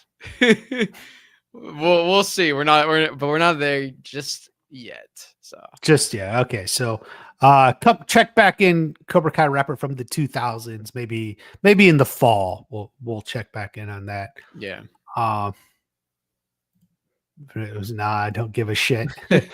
Peter loved that. Max Kelly with his normal stuff. He's a regular in my streams. When I first heard of this series, I thought it was a bad idea. The teaser and trailer got me interested, and after watching the first 2 episodes, I subscribed to YouTube Red. Yeah, Jake. I mean, I have the same story. A lot of people have that same story. Not me. Okay. Yeah. I actually you didn't see the movies, right? Yeah, no, but I hadn't seen the movies, but what so what I did was I didn't want to pay for YouTube Red. But I did want to watch Cobra Kai. So I searched up Cobra Kai 1, 2, 3 movies, free online, whatever. I don't even remember what platform I watched on. There were let's just say there were some pop-ups for things that weren't Cobra Kai related. but if you X out of the pop-ups, then you would get Cobra Kai. So then I watched the whole season. And then after that, I enjoyed it so much. I was like, you know what? I'm going to get YouTube Red just so I could watch it like without these pop-ups and then like, yeah. So when my first watch of the whole thing was on an illegal website. So I don't know if I should be admitting that, but don't do that, kids. Don't watch Kai Hards like that. No. Don't watch Kai Hards on an illegal website or don't watch anything on an illegal website. It's not good. That's not good. Yeah. But yeah, that was my you learn. You learn. But yeah, actually it's funny because I just remembered how after I watched the series and I watched it a couple of times because like I told the story, I finished the series, then watched the whole season the next day. And then like after that night, I like went over to some family and started watching it with them. But I kept YouTube Red, which is something I never thought I would do. Like even when I first signed up for that, I was like, free month, I'll cancel it. But I'm like, I may want to watch the show again in like a month or something. Like I want to keep it. So I kept YouTube Red just so I could watch Cobra Kai because like. Did you watch anything else on YouTube Red? I did watch a couple other shows. Like I knew some actors in it and I've stumbled upon some other things, but nothing really significant. Yeah. The fact that now, I still have YouTube Premium and I mostly use it. Well, I actually recommended YouTube, no commercials with, no ads with YouTube. But also you get music streaming. So I think it works, it's worth it. Yeah. I think I tried to get into like one of the shows and I was like, I'm just going to watch Cobra Kai. Right. It's just like, yeah. Most of the other stuff. It's funny. I actually turned on a show once that was like, it was like a sitcom, but it was like a self-aware, like about YouTube originals. And they even made a joke like, we got to spend that Cobra Kai money. like they were making a joke that like the only successful show on YouTube was Cobra Kai. That's pretty funny, actually. Hey, at least they know. Mm-hmm. Yeah. That was a good one. Yeah. Okay. What are we thinking here? We talked distribution, everything. Yeah, it's just a long way ahead. We're rooting for you. Let's go just a couple of minutes. What do you think of season 6? Oh yeah. Oh my, yeah, we haven't talked about this. Dude, what a great ending to a great show. I mean, I still like it's weird because I still feel like sometimes like it's like not over. Like so like it's just crazy to think that the series has ended. I mean, I think they tied up every story super nicely. I kind of like, like said from the beginning, like when I was like, or like at like season 3, 4, when I was like making YouTube videos, I was like, okay, like what is the point of this show? The point is to like, have everybody, at least our main characters, like, like end in a better place where they started, like kind of give them their full arc. So right. I think like, for Robbie, like for Tori, for Miguel, like, of course, like Silver, kind of was a villain. So, but like, it was just interesting just to see like where it ended. And I mean, my favorite stuff was the Johnny Kreese stuff of season 6. That scene was, in my opinion, the best scene in the whole show. So if we were doing our top 10 scenes, the scene between Johnny and Kreese in the hallway would be number 1 for me. And spoiler, yeah, yeah, exactly. And I mean, I loved Kreese's storyline in the final episodes. And I also just love the fact that Johnny took back Cobra Kai. And I also like the fact that he didn't take back Cobra Kai in the last episode. Like, I'm glad that they did it, in episode 13. So you get 14 and 15 to, sit with him with the dojo. Cause I mean, just seeing like I like the progression of, it's not necessarily the dojo that's a bad thing. It's more like who's running it. And then to see Daniel actually like supporting Johnny wearing the Cobra Kai gi. Right. Yeah. I think everything came full circle. So I really loved it. What did you think? Yeah, no, it ends about as well as a show like this could, and like you just said, wrapping up the storylines, giving happy endings to those who need the happy endings, giving fiery endings, explosive endings to those who need an explosive ending. Yeah. And you just start tying up the storylines. It's really good. Actually, like what you just mentioned, like, even Daniel supporting Johnny, in that fight with Wolf, he like becomes a Cobra Kai sensei. Does defeat exist in your dojo? Like he's now saying it back to Johnny and firing Johnny up. And it's right. It's just a great ending. It gives Johnny the ending we wanted him to have. It does it like in a really interesting way where like, we even set up early in the last episode where he's like thinking about like leaning into attack, but Daniel's like, well, what happened when you did that to me? And then in that last moment, he looks back to Daniel. He's ready to lead in for that last point, but Sensei Wolf is gearing up the Shaolin Sunset, and he goes back and gets into a more defensive posture. Wolf comes after him, sweeps the leg, right, and that's it. Like, yeah. So it's just like it ends well. It ends like exactly the way you would want it to. It's as perfect as you could hope for, and like everyone's getting great endings.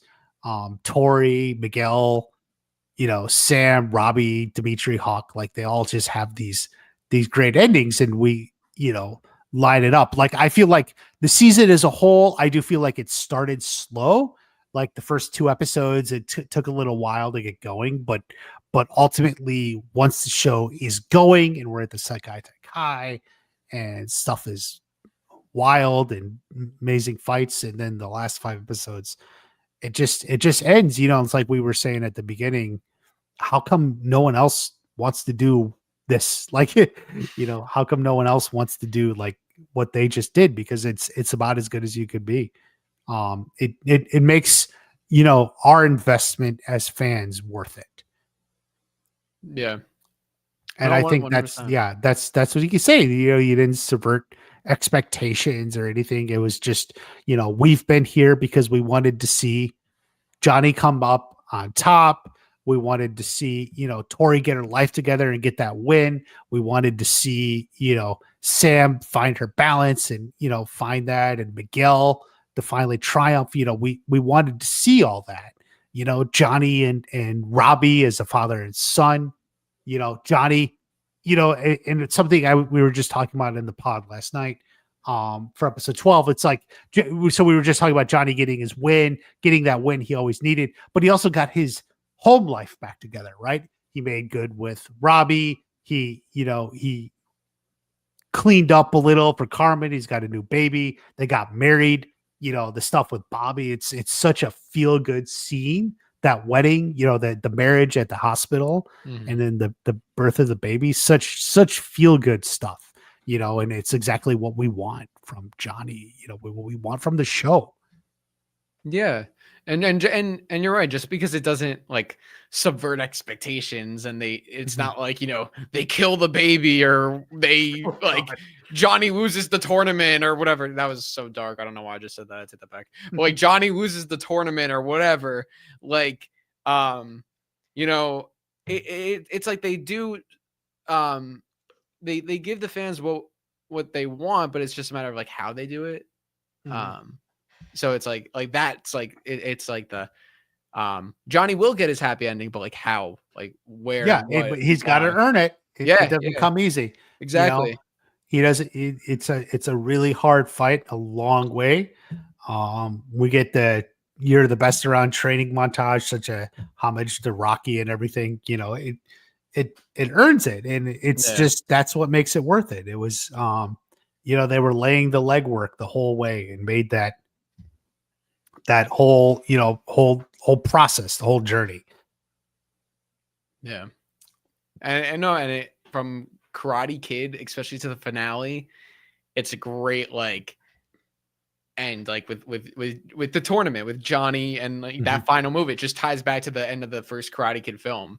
So it's like exactly, and to do that after 6 seasons, after 65 episodes, to tie it back to the first movie that you've been referencing this whole time, and with it still feeling like really good and fresh, is very impressive. You know.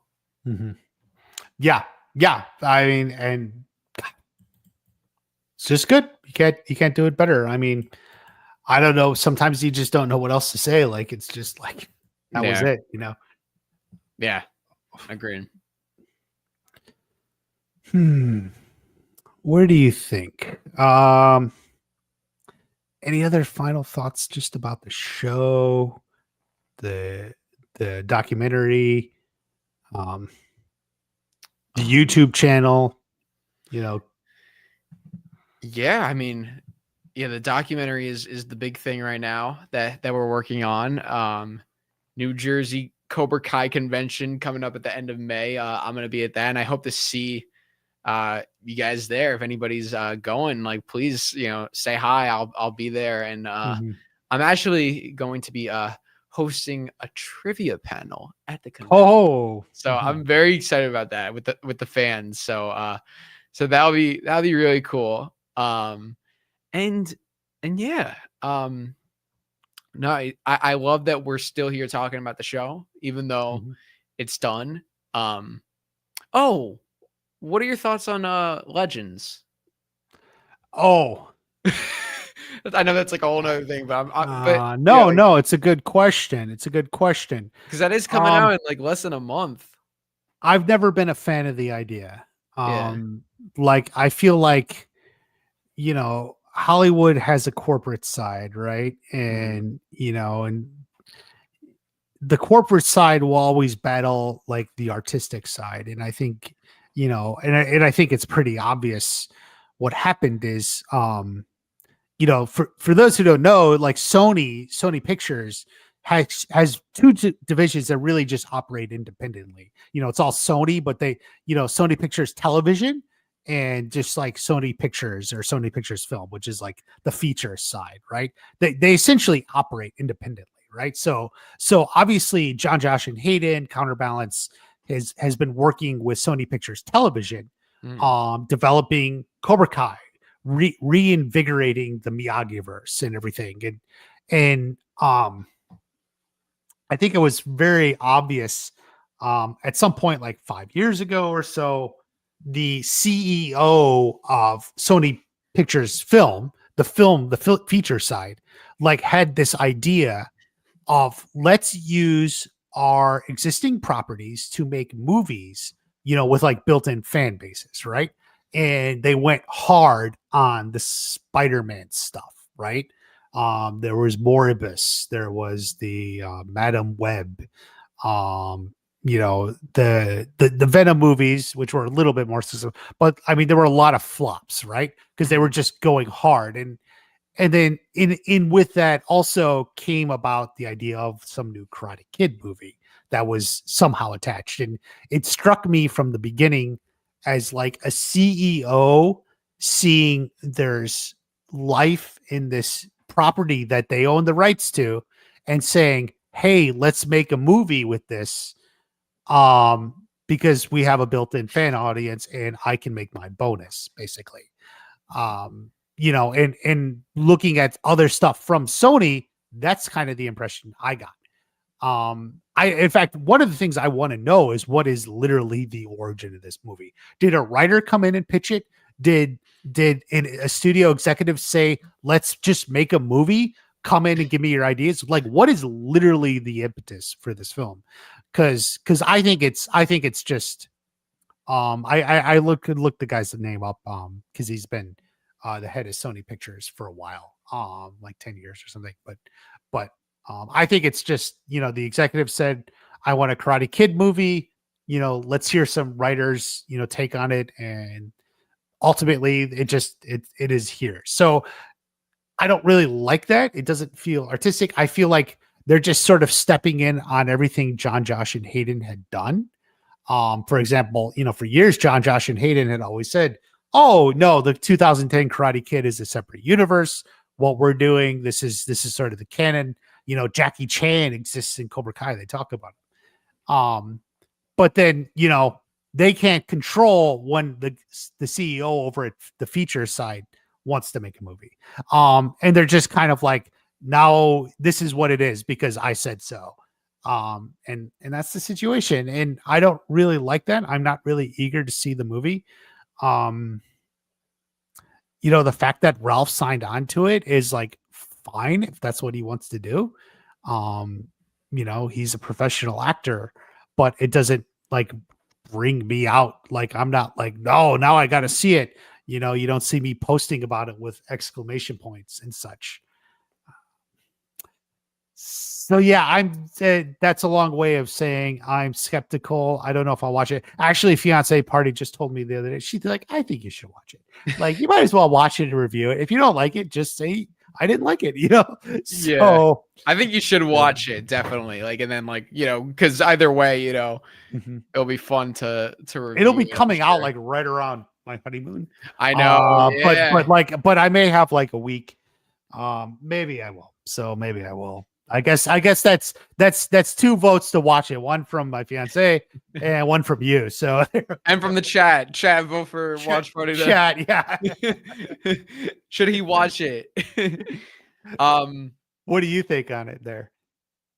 Dude, I'm with you. I really, with Cobra Kai, with Karate Kid, I love like everything about this franchise. There's so many great things. But it was very difficult for me to have this like see this movie come into development and not have all these questions like and skepticisms. I completely agree with everything you're saying. I think for me, I just have to like say, okay, this has nothing to do with Cobra Kai because it doesn't make sense that these two are in the same universe. John, Josh, and Hayden aren't writing it. They're saying that Mr. Han knew Mr. Miyagi. That's not, I don't care if you're going to say that now. That's not true. Like the 2010 movie was a reboot. It was a reboot or it was a remake. They took the same plot line. So you're telling me that like these events are in the same universe. They just coincidentally happened like with the same exact freaking storyline. Mr. Han with the fly and, the kids doing Cobra Kai, No Mercy, whatever. Like it's the same story. And like, not to say that like similar things, like you have Cobra Kai, which you have like a kid getting bullied and then he turns to karate, but it's not like they copied every single detail from Karate Kid and just remade Karate Kid. So like, I will never, like, I agree with you on that. And that I can never get over that. Like, there's no universe where this was like a story that was meant to happen and where this makes sense. Like, it doesn't make sense. However, history repeats itself. No, literally. So when I watched the trailer for the first time, those were my thoughts. I was like, this doesn't make sense. But then like after watching the trailer a few more times, I was like, you know what? This, like, if you forget about the fact that it doesn't make sense, it looks like it could be a good standalone movie. Now, I say that, but at the same time though, like I agree with you. It's like, it's kind of like a cheap, like, kid gets like the reason why I think I was kind of drawn to it and why I kind of liked the trailer was like, kid gets bullied, kid turns to martial arts to defend himself. Yeah, like it gives me those vibes, those Karate Kid vibes, because it's the same freaking plot. You're like you're taking the same storyline, so like of course you're gonna get those similar vibes. But yeah, I mean, I think in isolation, I don't think it'll be a bad movie. Like I don't think like when I watch it, I'm not expecting to watch this and be like, this movie was awful. I just don't see this movie being like something that would really stick with me in the way that like Cobra Kai would. And I want to be proven wrong. I want to go into this movie and like fall in love. And I think I'll have a good time watching it. Because at the end of the day, it's like we kind of already know what's gonna happen. Like, you know what I mean? The kid. Yeah, if you know the story, you know Karate Kid, the themes, you know what's gonna happen. Yeah, the kid moves to New York. He gets bullied. He went through a family tragedy. He'll have a couple heart-to-hearts with Ralph and Mr. Han, and then he'll freaking do the tournament and he'll win the tournament and he'll get the girl. It'll be something like 5 boroughs. Yeah, the 5 boroughs. Which, you know what though, bro? Like in terms of the film, like visually, it looks freaking cool. Like in the city, like that tournament, like seeing like visually, it looks cool. The Miyagi-Do dojo looks cool. It's just like, except they scaled it back. They made it look like the way it was in the movie, the house. Yeah. Even though they kind of updated it in the show, like it had been painted and stuff. Now it's like it deteriorated, but whatever, continuity, whatever. No. Yeah. I mean, dude, I don't know. Like, I mean, what do you think, like, John, Josh, and Hayden think about this? Because, like, obviously they're not saying anything about it, except like we're not really. Like, I mean, I think you can read between the lines. They weren't really happy with it, but ultimately they essentially work for Sony, so you can't really speak bad about your boss. So they're like, well, we saw an early script and we gave some notes in sort of a take it or leave it sort of way. And that was that. And, and I think that was it. That was that. They saw a draft of the script. Maybe they just gave some notes based on what would fit in the universe or something. And they never even followed up. Like, so like, what is like the final script? They don't know, they gave some notes probably because the bosses at Sony said, hey, look at this and make sure, tell them what you think, or tell them, make sure it fits in with what you're doing. So we can say it's all the same universe, so whatever, when you have a job, guys, like there will always be things you don't necessarily want to do. Sometimes your boss or your company will do things you think are wrong. I've worked at companies and it's like, why are we doing this? And that was that for them. That was that, like Sony came and said, we're just making this movie because we want to, because we have a strategy of tapping into our existing properties, which is true. They had Morbius and Madame Web, which were smash hits. And now they have Legends. But I will say something like you said, and I've said this in my streams or something when it comes up. I will say that the director is talented. He has done good stuff before. Like he's capable of delivering. I don't really know anything about the screenwriter. Like I'm skeptical, but like they have a great outline, right?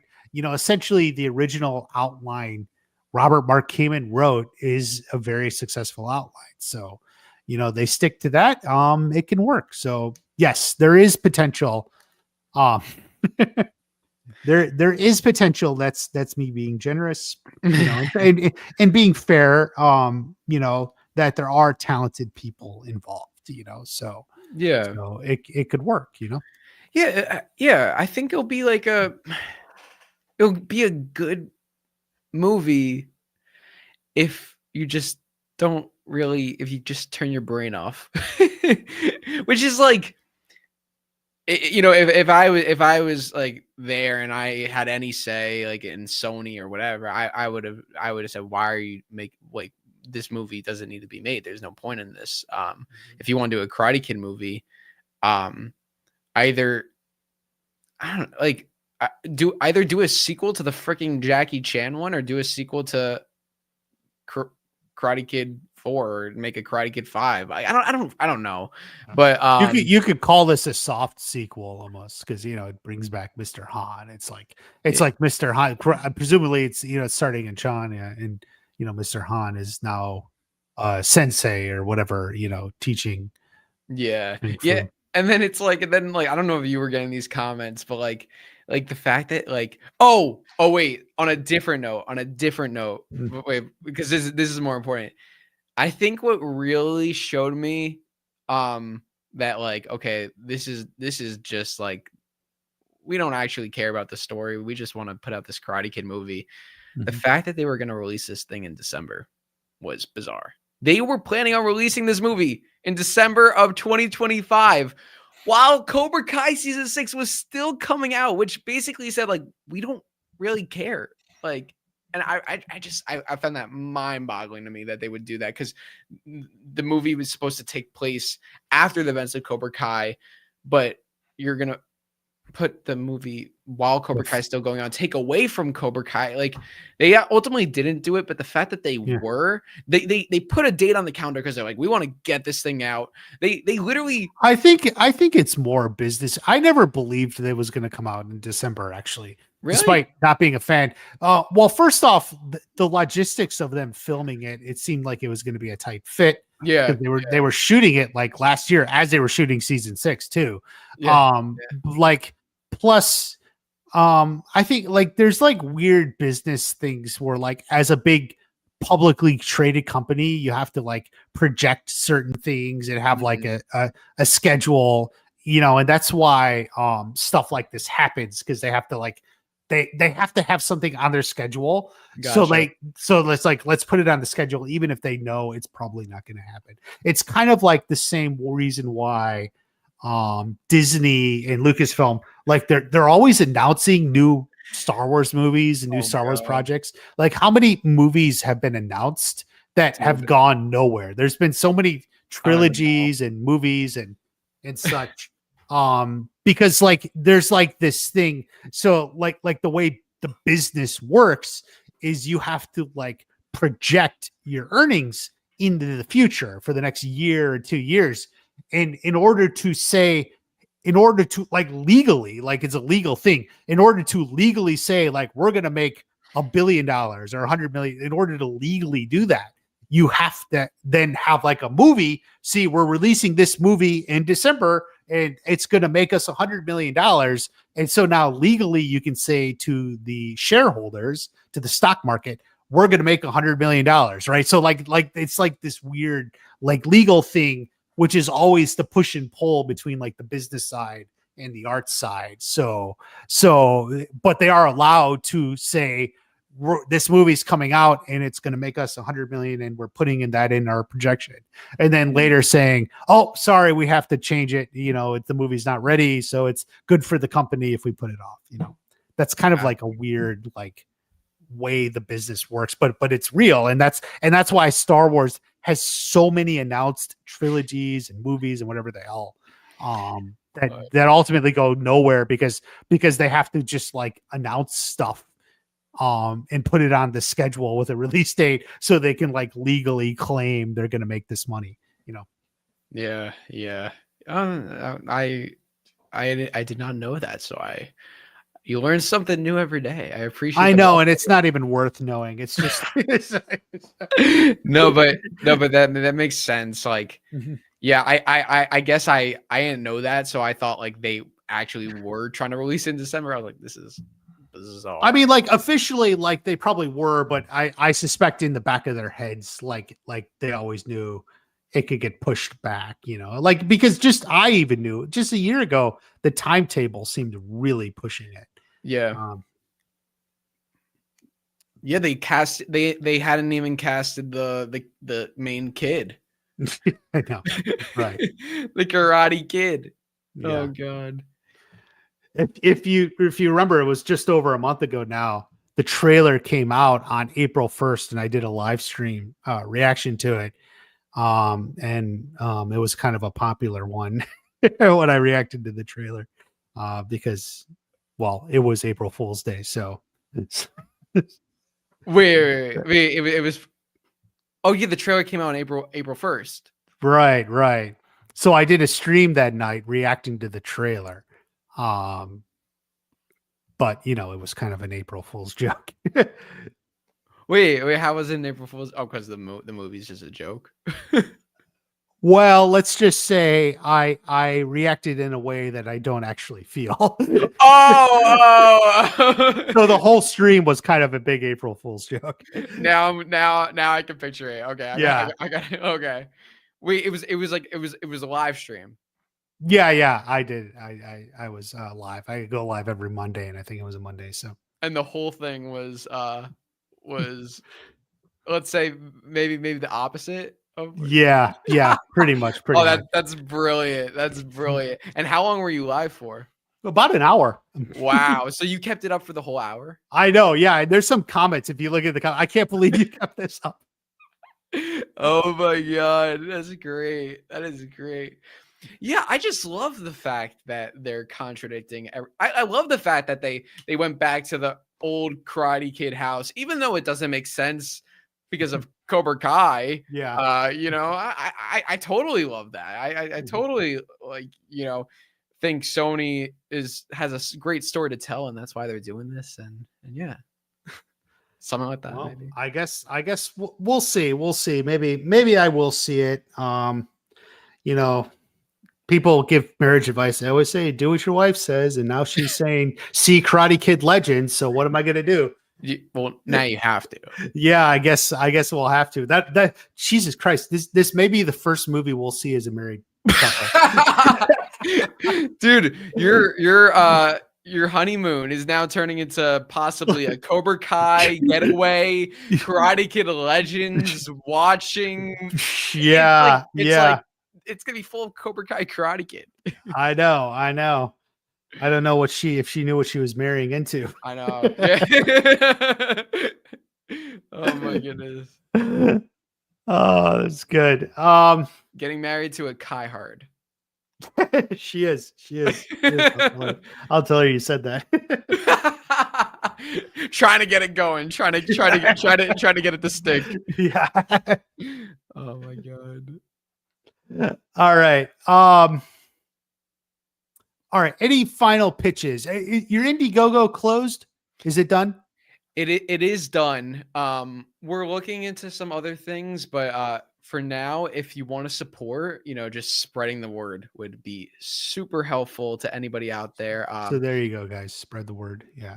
Yeah. And we're very active on the Instagram, KaiHards at KaiHards. So if you post something, we'll repost it. We'll reshare.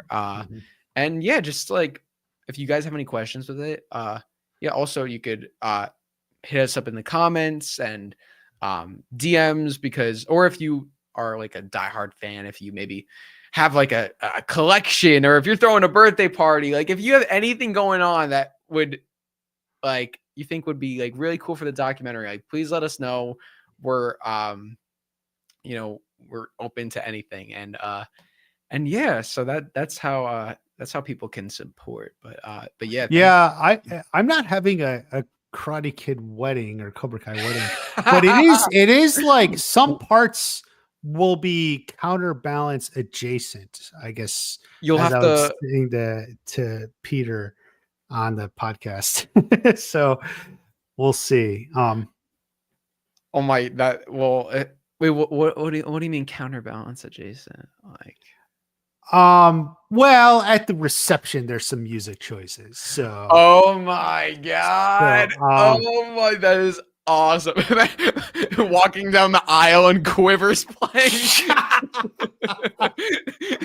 Are you ready? That's when I come out. That's when I come out. I come out to Hawks. Yeah, you come out to Quiver. And then it's like, are you ready to marry your wife. Yes, sensei. Dude, wait, you know what though? Cobra Kai theme wedding. That's a good idea. That's a good idea. I can picture it.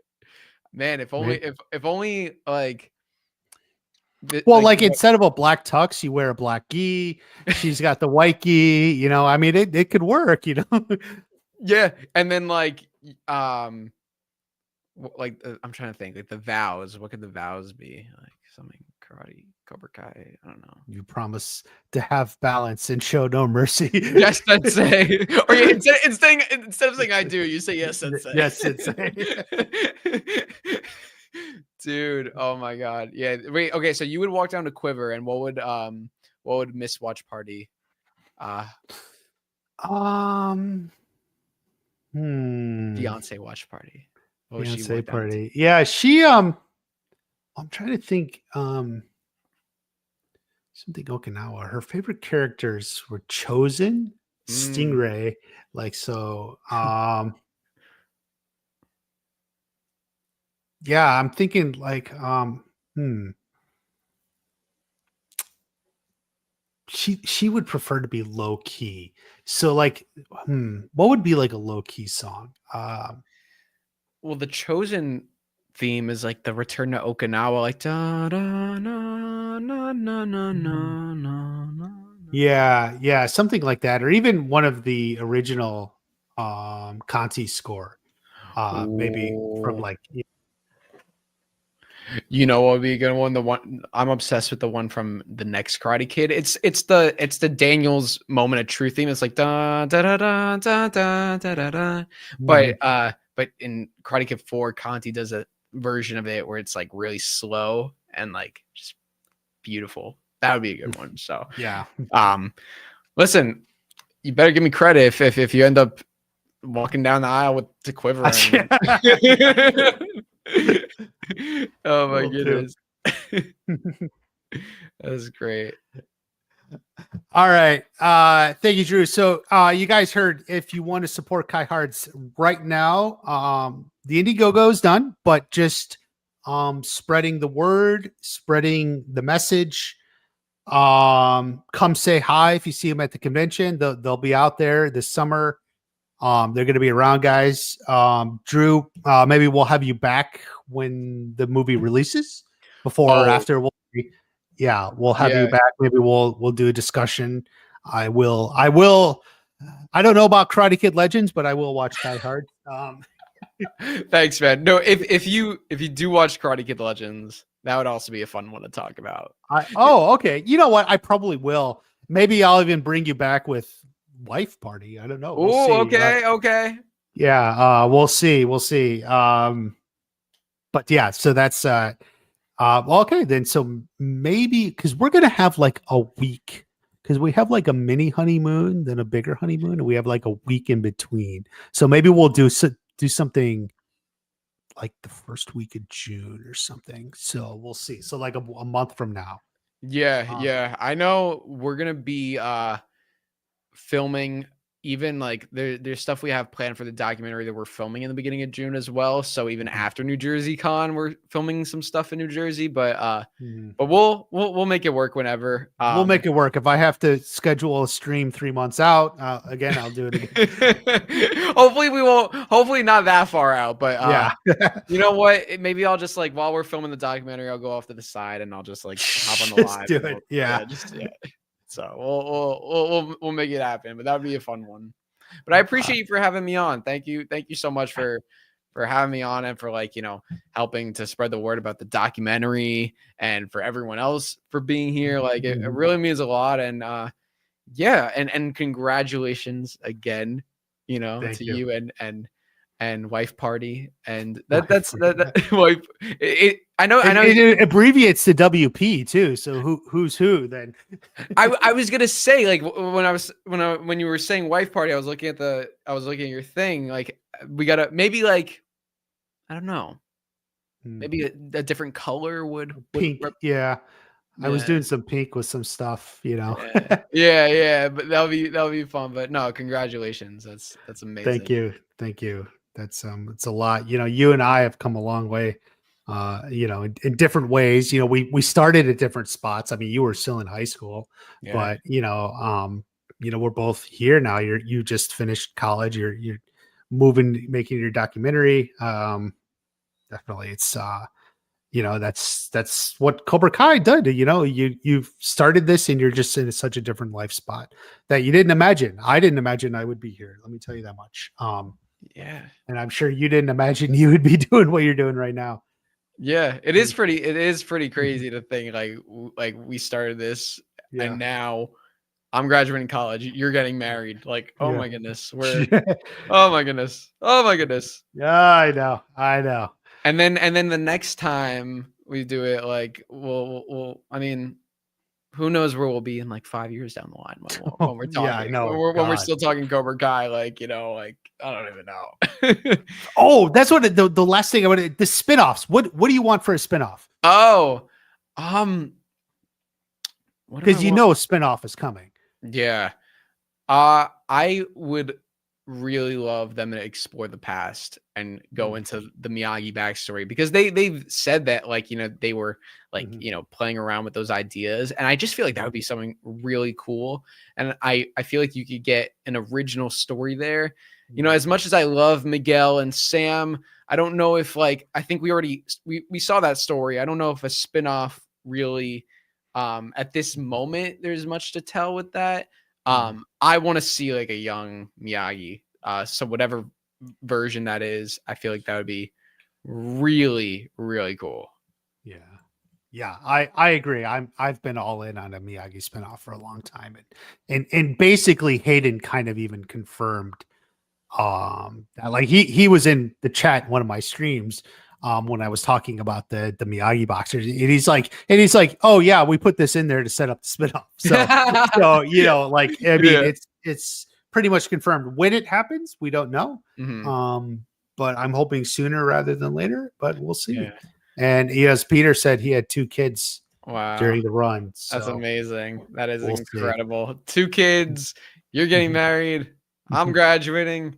Yeah. And I mean, I'm sure everybody else has their stories too. That's amazing. Everyone has, and that's why we have Kai Hard's the documentary. That's why we have it, to share the stories. We're all Kai Hards. Join the fight, be a Kai Hard. There you go. Join the fight, be a Kai Hard. All right. Thank you, Cobra Kai Kid. Thank you, chat. It was a wonderful time. We'll all be back here sometime after Karate Kid Legends. Discuss it. I will try to get back to my regular streams, and maybe I'll get a video or 2 out if I have time amongst the wedding planning. I say that a lot, and I haven't done it, but I do mean to. But thank you again, Drew. Best of luck with Kai Hart. Seriously, Thank you. We are rooting for you. So that's it. So thank you, everyone. I will see you at the next watch party. Bye-bye. Peace.